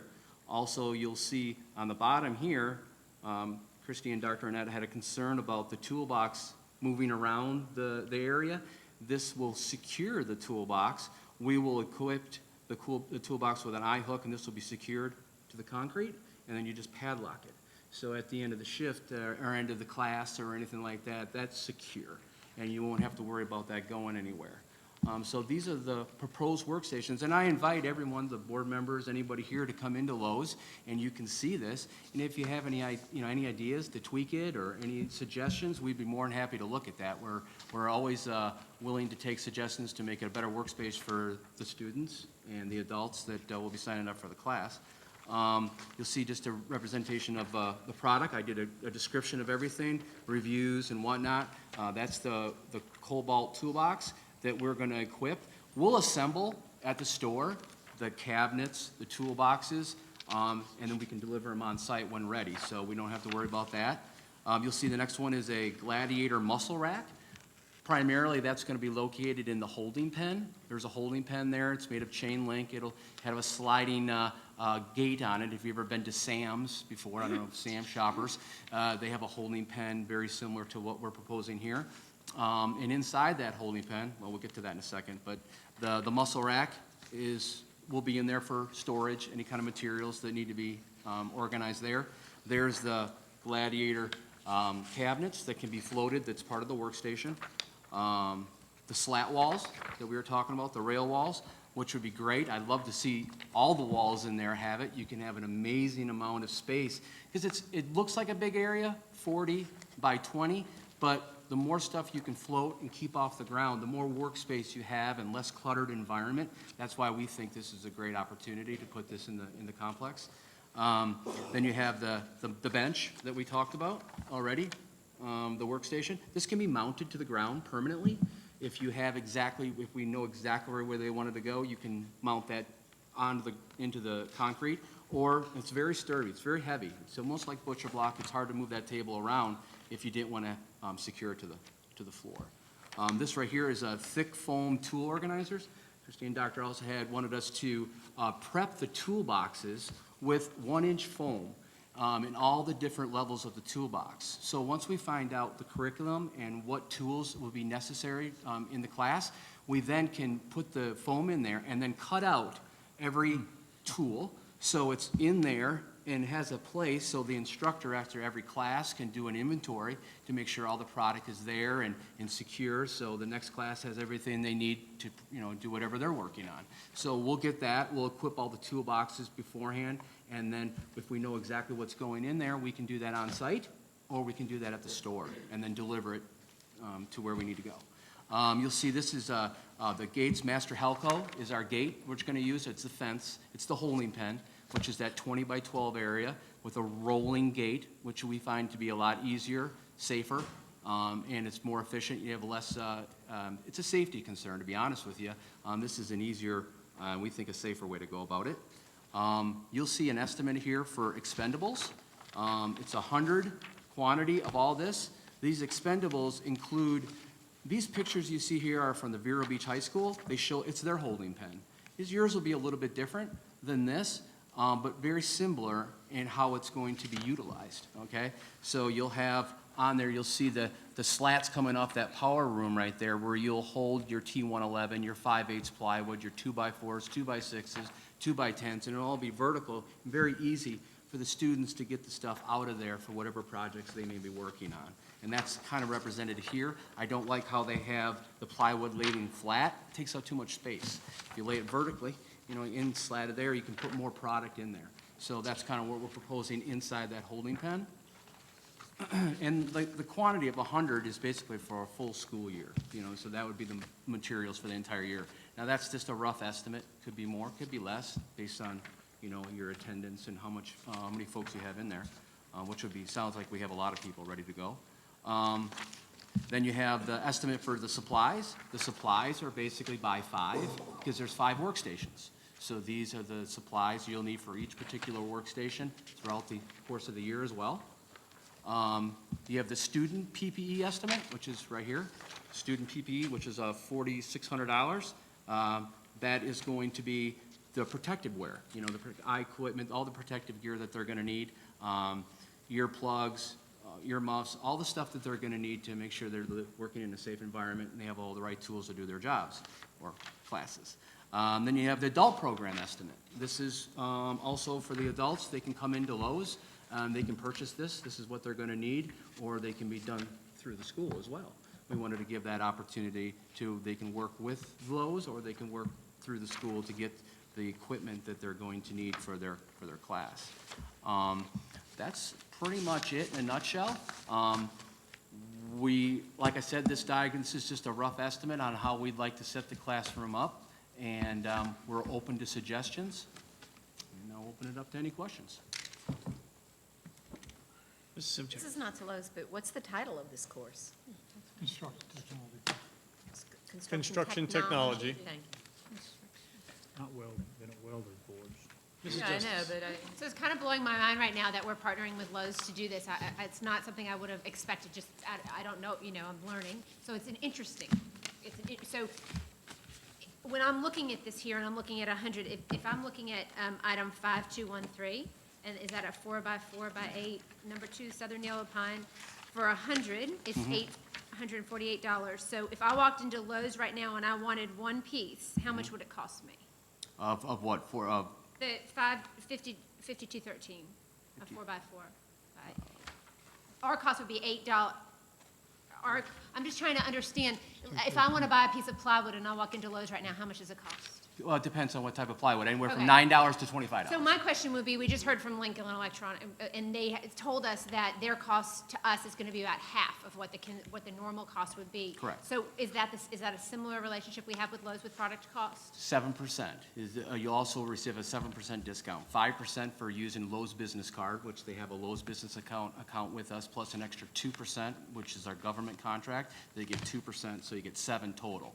That'll be represented at point of sale. So 7% less than customer product cost? correct, yes. Okay, and so, non-taxed. in non-tax? Correct. Did we explore a number of different options as far as equipment and product in deciding to do this? We went with Lowe's for a couple reasons. One, because we already have a government contract with them, and so they're one of the people that are on the approved bid list. Two, because they do work closely with Skills USA and Construction Technology Programs, so they have that relation. Did we go through a bid process? No. I just went to Lowe's in December and asked them if this would be a project they would be interested in doing, and they jumped right on board. Aren't And you if we below want- the threshold anyway? Isn't this 18,000? Wasn't that the total? No, Oh, ma'am, no, not no. for everything. Not for everything. This will be considerably higher for everything put together as a package. So do we have the total back? Right now. We'd have to calculate this all up Yeah, then. we have to calculate. The that. reason I didn't do that, I didn't put a total on there, because with the commodities too, these prices change a little bit, and I wanted to make sure that we get accurate pricing. This is ballpark, which is very close, but the prices will change probably in your favor, so with that, and then the 7% off, like I said, at the point of sale, I'll know exactly what the total will be. I can get that for you.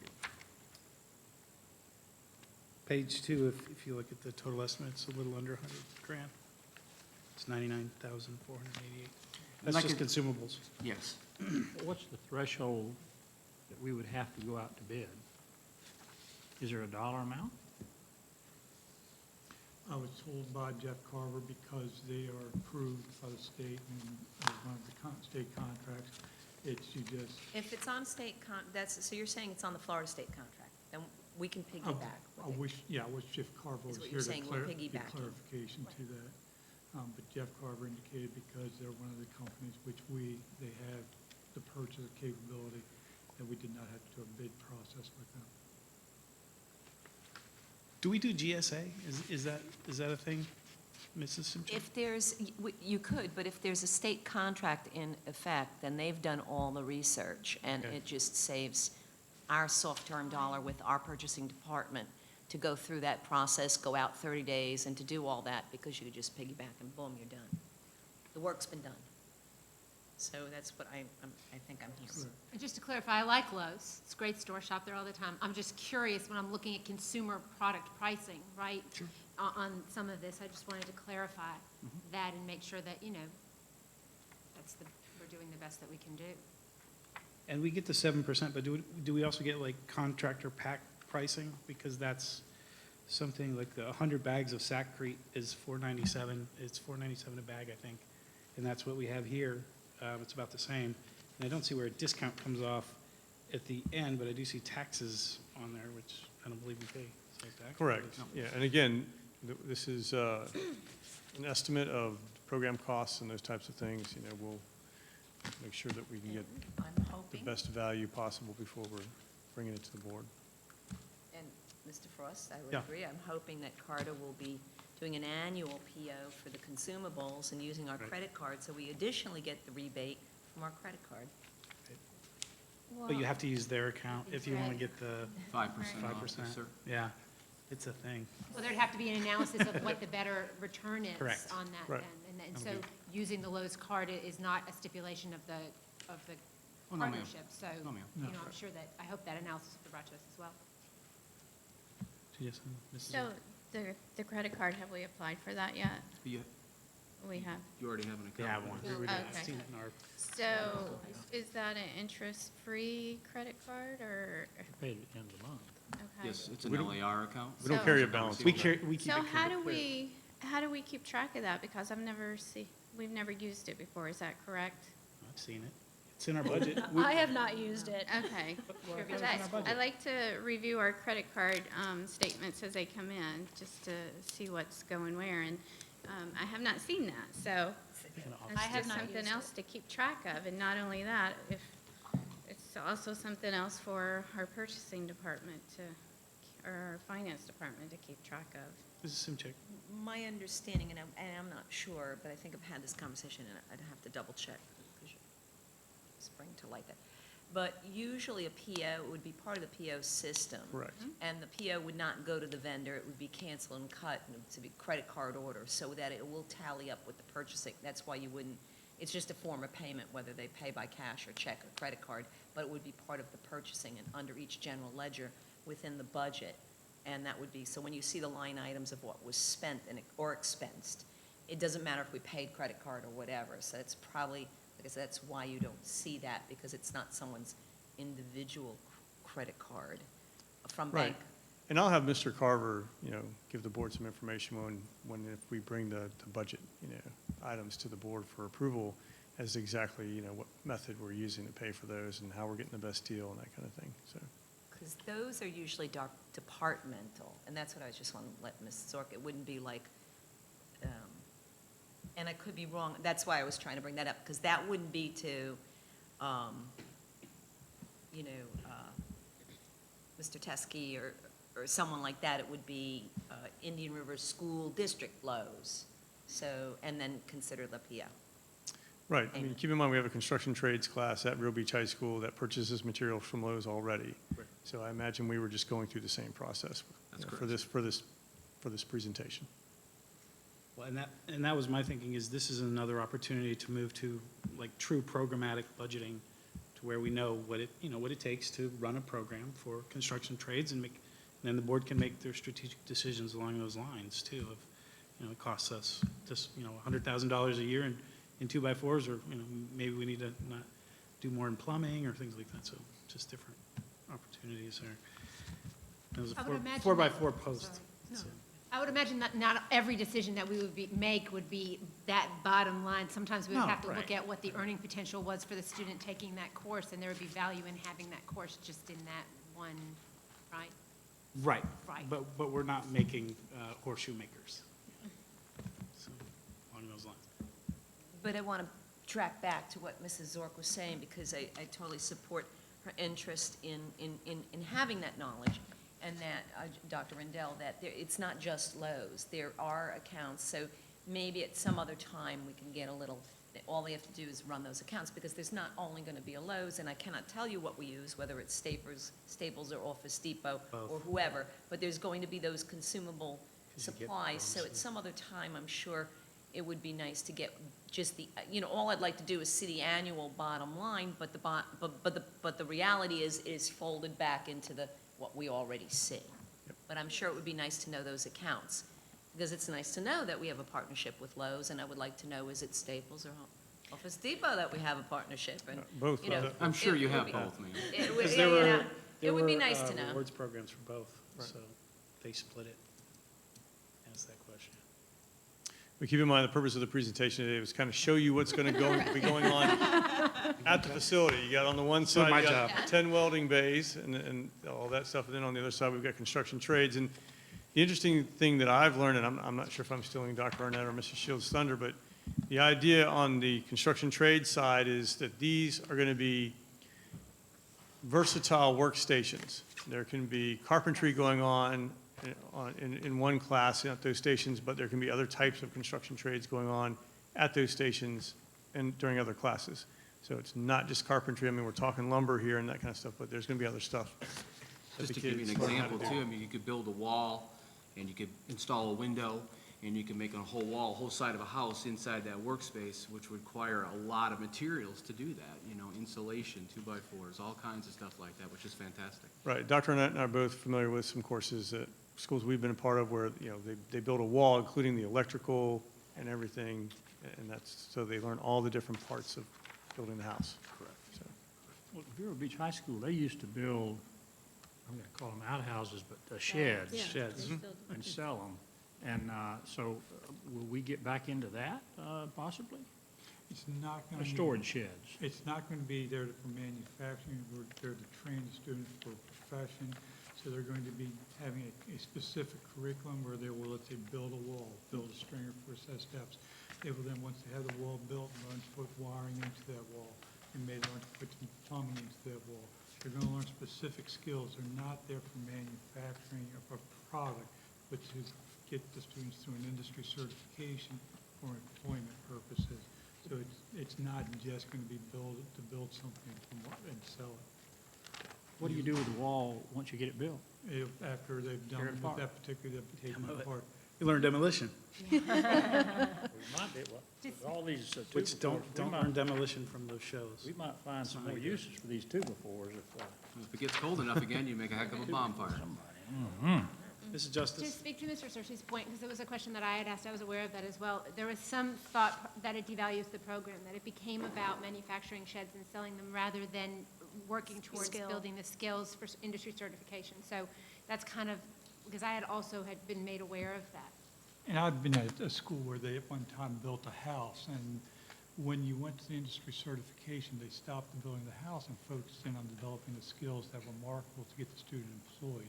And that's what the program is there for. It's an adult ed program. It's not just 3 high school credits. These are 1,000-hour courses with the goal of having the student prepared to enter into industry. So it's not just building a shed or building a series of sheds. This week, they're going to be focusing on framing in. Next week, they will be focusing on a different component of construction technology. Well, if you ever watch television, the big thing now is little houses.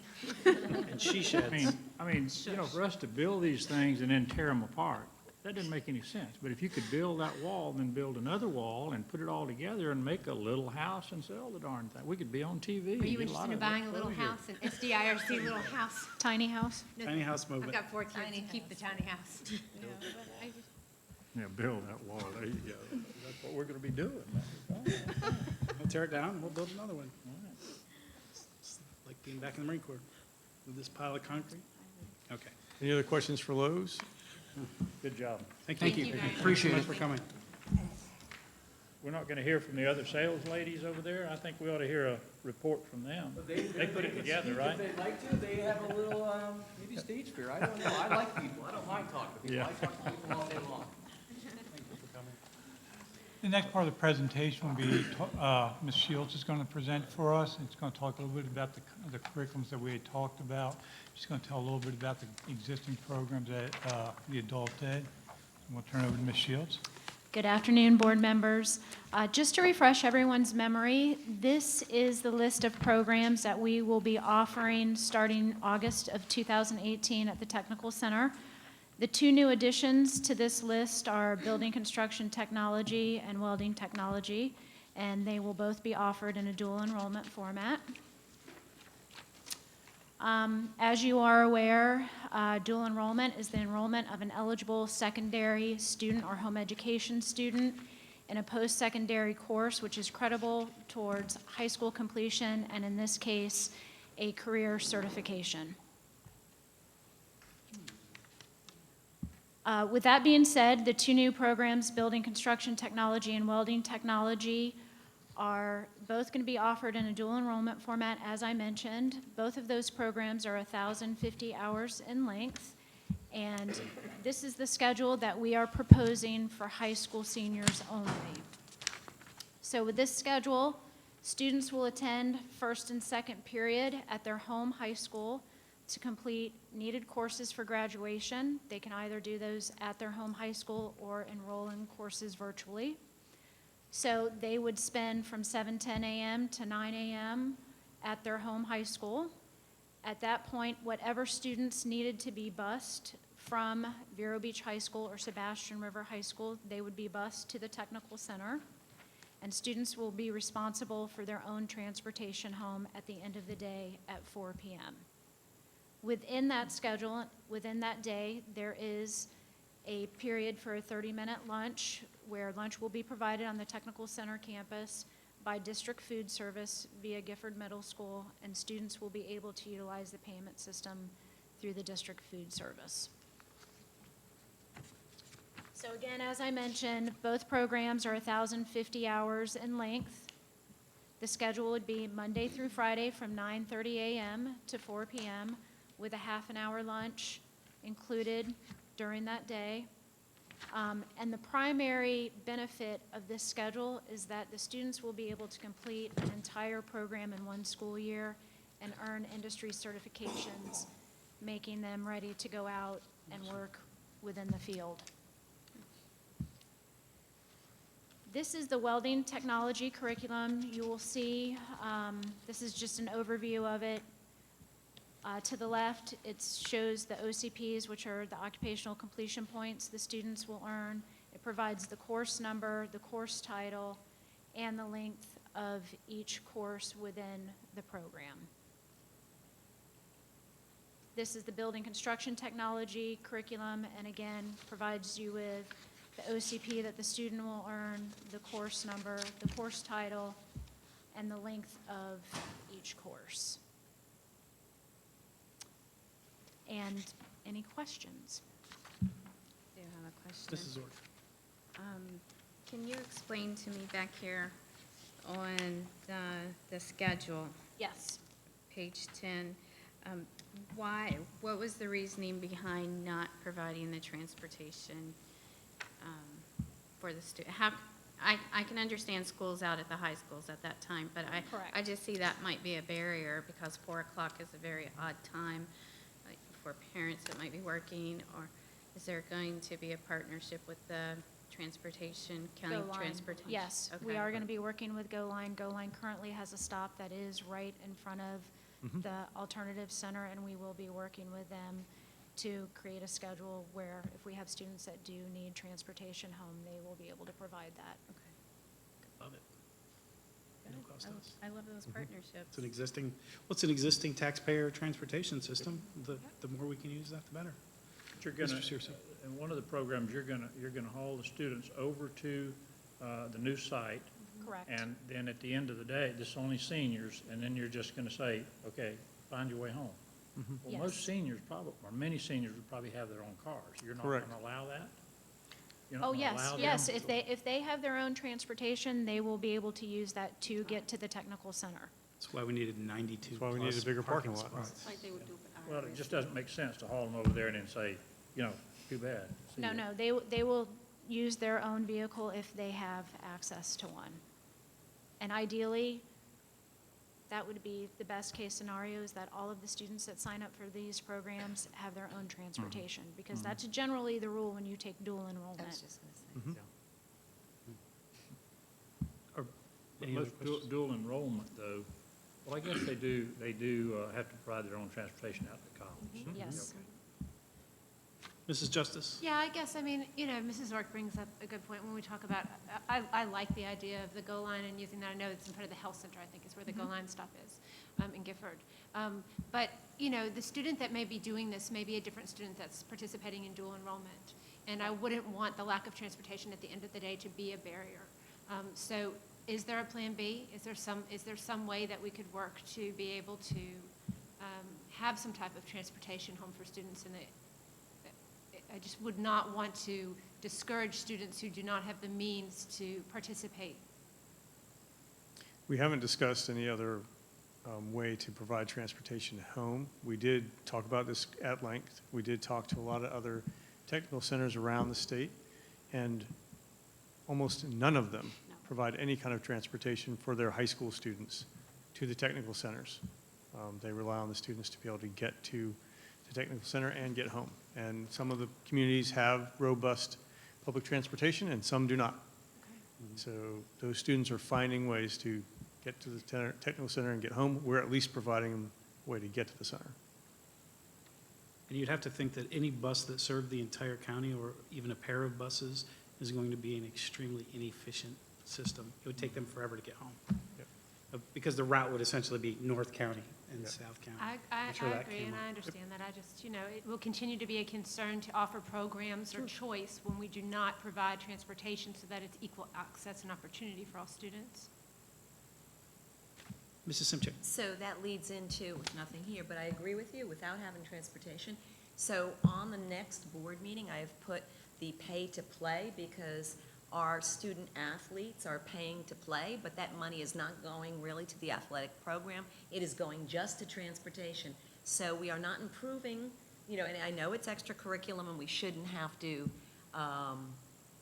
worry about after school. We're not responsible for that, but people are getting scholarships. They are healthy. There's band, there's marching band, and so that's a tickler for, the next movie, like a preview for the next movie. But my concern is with you, but it's the same thing. They don't have to take welding. Well, they don't have to play football. They don't have to play baseball. But of course, I want them to, just like you. So transportation in general, which is why I'll be putting this on. It'll be when we talk about this at the next meeting in the discussion, keeping this in mind. These are some of the issues that transportation has, and I know you've brought it up, has posed this, because we have problems here with transportation. We have problems with our sports going to the away games. So I don't have the answer, but we're going to discuss it at the next meeting. So that might tie into this as well, if we could figure out some transportation needs. And I know that's on our legislative platform. We're funded, about 60% of our transportation costs are funded currently in the district. Yeah, we were at $3.5 million, would cost us $5 million, so I thought, okay. about $1.5 million. We were underfunded by about $1.5 million. But I know that there are districts in the state that are only funded for 40% of their Right. transportation. I think average is about 44%, which is why I was I surprised. mean, that's mind-blowing. When we talk about making sure that, every student has the same opportunities to succeed at all of the different things we offer. So just keeping that in mind. Mrs. Ork? Well, I think the wonderful thing about where we have placed the center is hopefully the generations that have not had the poverty and the generations living in poverty, hopefully will be able to take advantage of this technical center.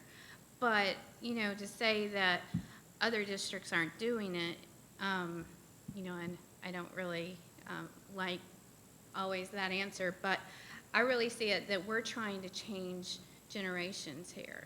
So, and I don't know what other counties are doing or other districts, but I know here in Indian River County, that's why I'm excited about this technical center. But with that being said, I have reached out to some of our county staff, and I know Phil Madsen has told me about some grants that might be available for door-to-door. So I'm hoping that, I think one of the barriers with that was it's only up until 7 p.m., but this would not be that barrier. So I'm hoping that we'll reach out to the people that do have the transportation in the county to see what opportunities they think that they could help us with the grants.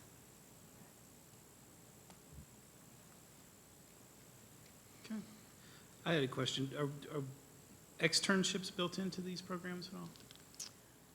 Speaking of transportation. With welding, there is not an externship built not in. needed, It's not really applicable. With building construction technologies, there are opportunities for externships. I've been in contact recently with the building construction technology instructor from Charlotte County, and he does use an externship component in his program where his students actually go out and help build houses for Habitat for Humanity. So that's something that we would be looking at doing. Great. Mr. Searcy. Yeah, I haven't heard anything more about it. I think I've mentioned it several times. We don't have a program, adult ed or whatever, for CDL training. We do not have a CDL I know the training busing program. department has something just for bus drivers maybe. Is there something that you can look at? There's a huge, huge demand for those folks with that CDL. There is, we do get several phone calls about CDL training. I don't want to say it's an obstacle, but one of the issues with providing a CDL program is that you have to have the trucks to provide the training. And those are an enormous expense to purchase and maintain. So we went to visit a school who actually had one, and they were no longer offering it because of the expense. Of the expense. Is there a truck for sale? I mean, you know, it's all I Pick it up cheap. All I can say is find a way. You know, that's just like you say, the welders, and what I hear is welding is almost a thing of the past. I heard a little different story here today. Of course, the guy's selling stuff too, but, you know, it's almost like, you know, these machines are gonna take over for those welders. So, I don't know, but we need to find a way to get that program CDL, installed, yeah. and we can rent a truck or whatever. Mrs. Justice. No, I just wanted to kind of go, Mr. Searcy said, I know there is a huge demand for drivers, and is there any type of industry that backing in, again, that next generation of workers, cultivating the workforce? I don't know anything about it, but I mean, is Well, there? speaking to like Mack trucks? the obsolescence piece, Elon Musk and Tesla just introduced a self-driving rig. So A lot of, it's, you know, maybe building a horseshoe workshop. Until that catches on. I don't disagree. Until Yeah, that catches on. It's a vital need Oh, in today's we gotta economy. eat, Absolutely. folks, and, anyway. But it's also, what I'm hearing from them is it's a very expensive program It to is, staff. a lot of technical centers and colleges have gotten away from it because of that reason, and what you see in that particular field is a lot of private trucking schools. And it's usually very expensive to attend those schools. And IRSC used to have a school in Fort Pierce because they used to use my market to train their drivers on the weekend. And I think Do they they've still gotten, have the, they I still have a think trucking they've program gotten at away IRSC? from it as well. Yikes. So if they can't do it with tuition, that's, I'm just telling you, when that man came here, we told him, we don't have driver's ed, and there's a demand for driver's ed. Guess what? He found a way to get it done. So, you know, I'm just saying, find a way. well, bippity boppity boo. Put that on the Do list. it. If we do anything else we want to do, find a way. I think Please. I don't disagree. I said, please. Well, and kind of to Mr. Searcy's point, one of the, you know, the county just went through their rebranding and their focus on different economic programs, and one of them was distribution, because we have CVS out west, and that's a real opportunity for us, being so close to the interstate and the turnpike, and also now the port at Canaveral getting, I know Mr. Zork has, or Commissioner Zork has been involved in that process up in Canaveral, and now Fort Pierce is dredging out, and they're doing a deep water yacht program and all sorts of flights. Anyway, a long story to say, you know, like RFID, distribution, forklift training, those types of things that maybe aren't necessarily the over-the-road CDL, but things that can dovetail into those industries and provide jobs, because I know that that's an area that the county has identified as an opportunity for growth for the job market. So if we're trying to attract businesses here. Mrs. Simchik. Actually, what you could do is just get forklift training or train the trainer. In your construction tech program, put the forklift, a small forklift electric, and have them, eventually. They they actually have virtual simulators for that now Yeah. as well. Sweet. We have to start Yeah, I wanna somewhere. try that too. I understand. A bit. We have to start somewhere. Agree. I think to your point before, though, that I kind of fought with you a little bit on, is that there are some decisions that we have to make based on money and funding. So, Sure. you know, if it's an expensive program, it would be wonderful to have, but if it's not something that we're able to do and sustain, the investment may not be worth it. So, but what I do like is this appetite for increased vocational education in Indian River County, because when we first did this, it was like first phase, wait on the second, and now all of a sudden, everybody's ready to be like, let's do it. So I think that's exciting for students, and this was a great workshop presentation. Thank you. Agree. Mrs. Orr? Are we finished? Because I was hoping to see the numbers of how many students we're looking at to serve through the various programs. So for each program, we are looking at 20 students full-time during the day.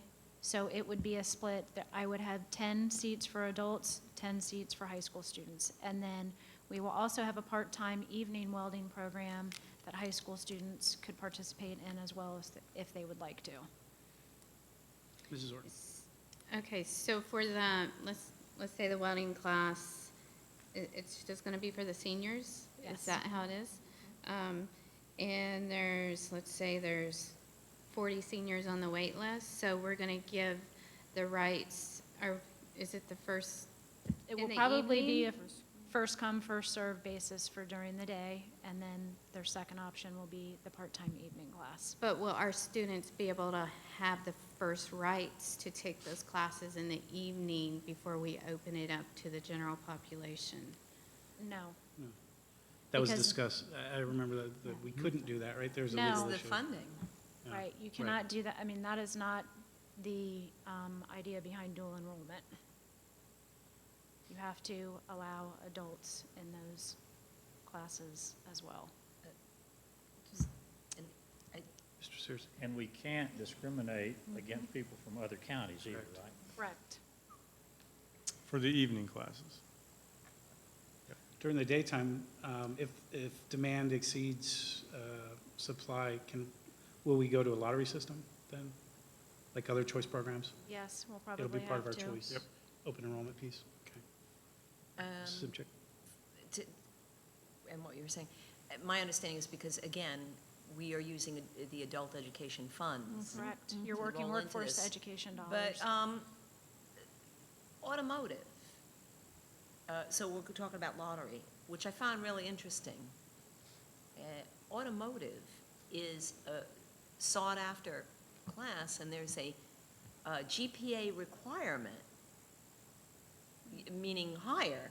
You know, so you would think, you know, I found that funny because, you know, if you're doing, and I don't feel I'm slighting anybody in this because it's a generalization, if these maybe are, and the welder has left, so I don't feel offended, but, you know, if somebody said, hey, Johnny, or whatever, you know, you do better in vocational, there's a chance that their GPA may not be, you know, in a college entry, maybe they don't have the college entry, they didn't pass the college entry exams. So yet, you have automotive, or you might have these where if you put that stipulation of a GPA, it's just kind of a defeating thing. So I always found that interesting that our automotive classes were, you were eliminated unless you had a higher GPA.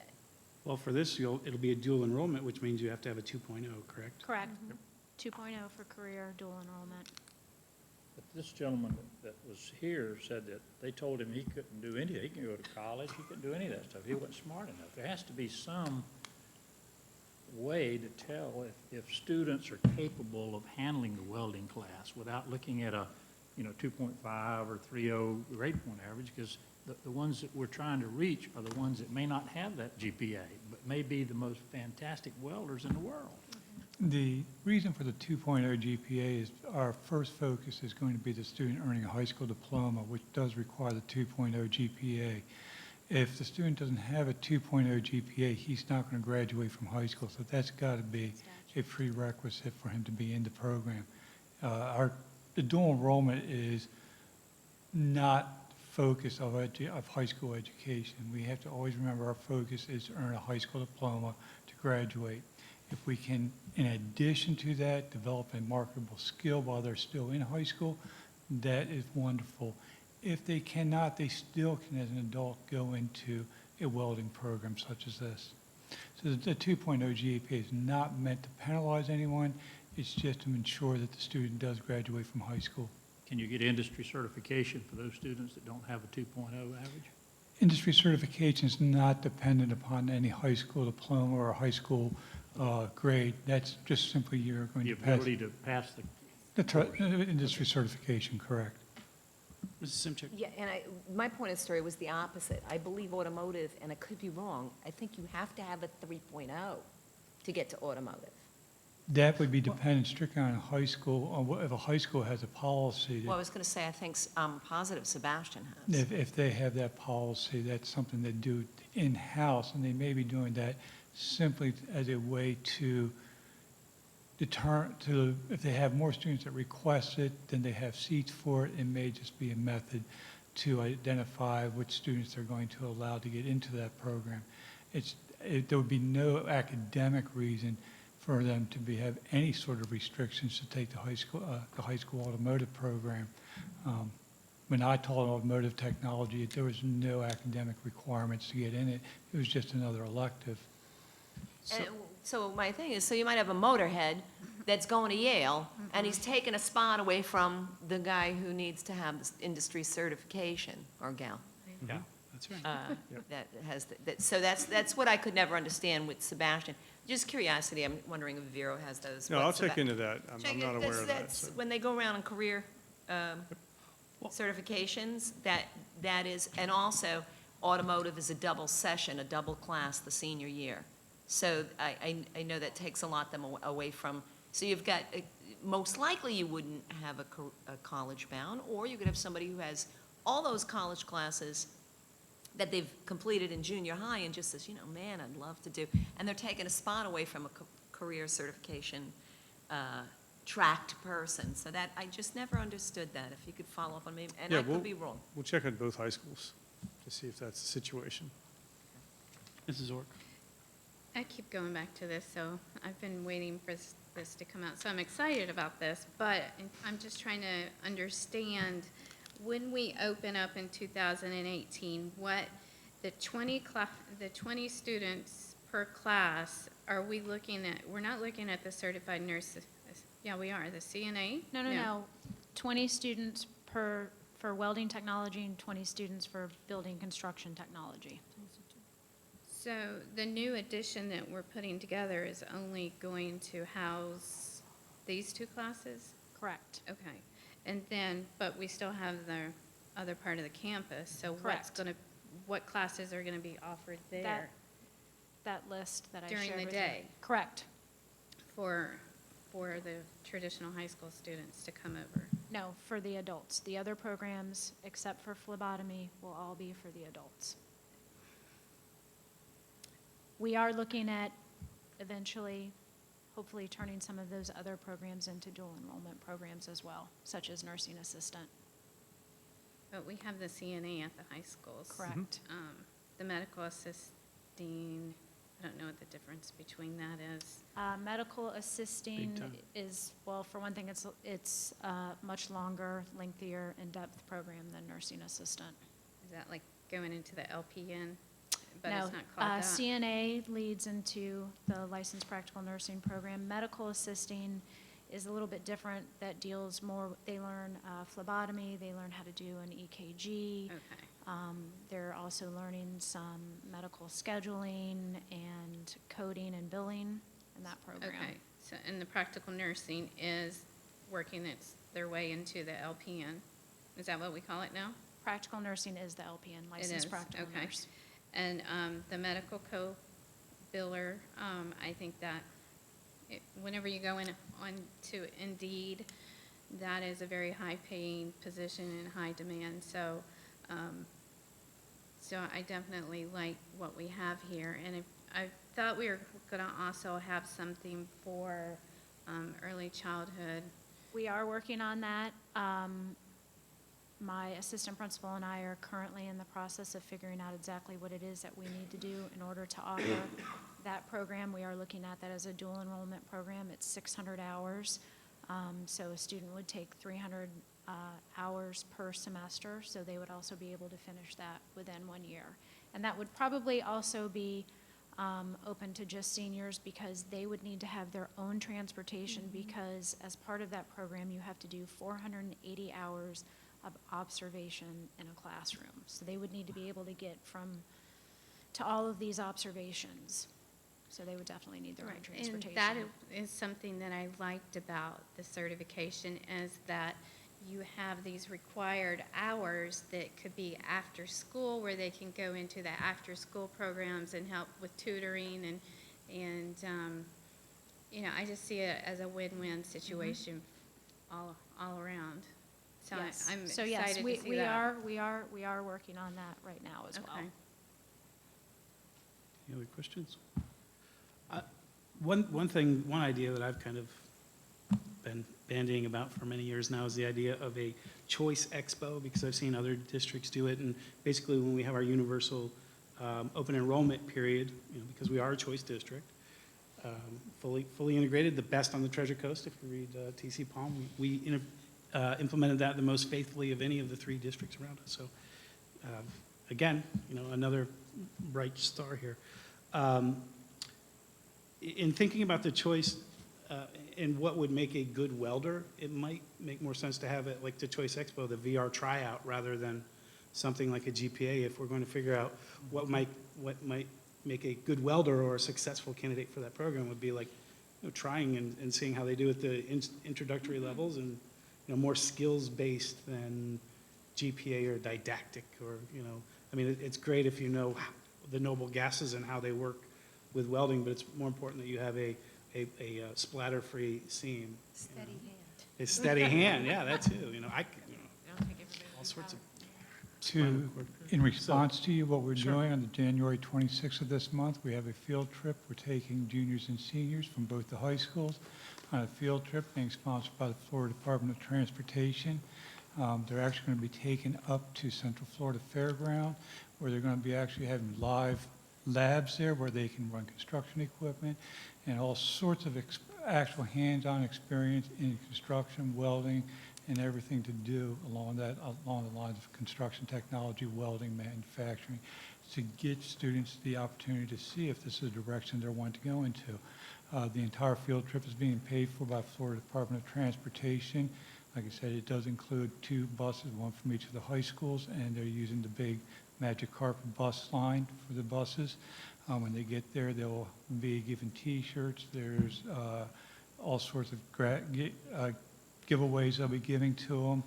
They're going to be feeding them a lunch while they're there, and they've already pushed this out to the 2 high schools, and there's actually a scholarship that a student can earn by submitting a resume or a letter to them, and it's a $1,000 scholarship. Great, that's the sort of story we need to be telling far and wide. Mrs. Justice. Absolutely, Construction Day. So Dr. Arnett brought this up at one of the Career and Technical Education Steering Committee meetings. It was very exciting. You have any spots left on those buses? Are you full yet? I can always make spots on the bus. Do you have enough chaperones? Because you needed I one could use a chaperone. couple You more. still need a couple chaperones. All right. I'm working as a chaperone right now, but they also want me up there at the event at 7 o'clock in the morning, which means I need to leave here at like 4:30 in the morning to get there. So if I'm chaperoning, It does. I'm trying to Go bring the get donuts. enough chaperones. I'm working with the high school principals on that. But if someone would like to volunteer, just tell me which high school you want to get picked up at, and I'll put you on the bus. Nice. What a great opportunity for our students. So thank you for pursuing that. I'm excited to hear. Perhaps we could, at a later date, have the students talk a little bit about what that experience was like. Absolutely. Are you going to be able to reserve a Video. spot for Mr. Frost? Absolutely. No, the welding program. No, don't answer that. No, but my dad has already asked too. He's like, "Hi, can anybody do that?" I'm like, "No, Dad." I'm like, "Let me teach you the YouTubes." I think he's in some. I'm pretty sure that instructor is on some YouTube videos. I was going to ask him. You know, he's YouTube famous, I think. You watch a lot of welding YouTube videos? I do. Yeah. Well, yeah, Did they want to share? yes. Okay, to go back to this, knowing that we're going to be open in 2018, how are we going, what's the next steps in selecting the students or getting the information out to the students so that we can have those classes full whenever 2018 gets here? Dr. Arnett and I have met with Jessica Wood and Enrique Valencia at the two high schools and discussed the scheduling. We will be meeting with them again to share this schedule and let them know that this is what the final schedule will look like. The students will have to do a dual enrollment application, and they do have to be on track to graduate, as we're mentioning, and that will be determined when they meet with their guidance counselor, if they do meet those guidelines as far as being on track to graduate, and they do have the 2.0 GPA. And I know that's been mentioned a couple times about the 2.0 GPA, but that's actually in statute, that they have to have that in order to participate in career dual enrollment. So unfortunately, that's not something we can overlook. So provided that they meet those guidelines, the guidance counselors at the high school will be able to schedule them into the program at the technical center. We actually have a phlebotomy dual enrollment class going on right now, and it just started last night, and that is our guinea pig, so to speak, for scheduling and making sure that we're going to have a seamless registration process with the other programs that are starting in August. No, go ahead. So I know that because we are working within our contracts and what we can pay these instructors, I know that it's been a little difficult in some of the areas to pay, a phlebotomy teacher who is specialized in that field can make almost double at the hospital than what they can to teach the class. So are we ready with the professors or the teachers coming up in 2018? Is that something you see as could be a hiccup? I don't foresee it being a hiccup. We have not hired a welding instructor yet or a building construction technology instructor yet, simply because the program doesn't start till August, and it's kind of difficult to advertise and hire somebody now and expect them to wait till August. So I foresee potentially advertising for that position probably in the early spring, maybe sometime around April. As Lou Kleinsmith mentioned, the welding population is getting older, so as that population ages out, those individuals are looking to do something outside of the welder type job day in, day out, and are looking to give back and share their knowledge with students to create that next generation of welders. So I don't foresee it being an issue. Just if it is, okay, are we ready for Plan B? What are we going to do if we can't hire these professional in their industry for what we're offering? There's not a way around that, is there, with contracts? Good question. Well, they're based on the salary schedule, based on years of experience in their field and that kind of thing. So typically, that's not the hurdle in recruiting CTE teachers. It's more just finding someone who wants to work with kids and that kind of thing. The salary is not usually the issue. A lot of times it's someone who's already put in a long career in that industry and now is ready to do something a little differently, I talked to Lewis a lot before the meeting started, and he didn't think we'd have any trouble finding a full-time welding instructor. He was very confident that we would be able to find someone. And construction trades, Dr. Arnett, Mrs. Shields, and I have had plenty of conversations with different people in the Treasure Coast Builders Association, and they're not concerned that we wouldn't be able to find an instructor.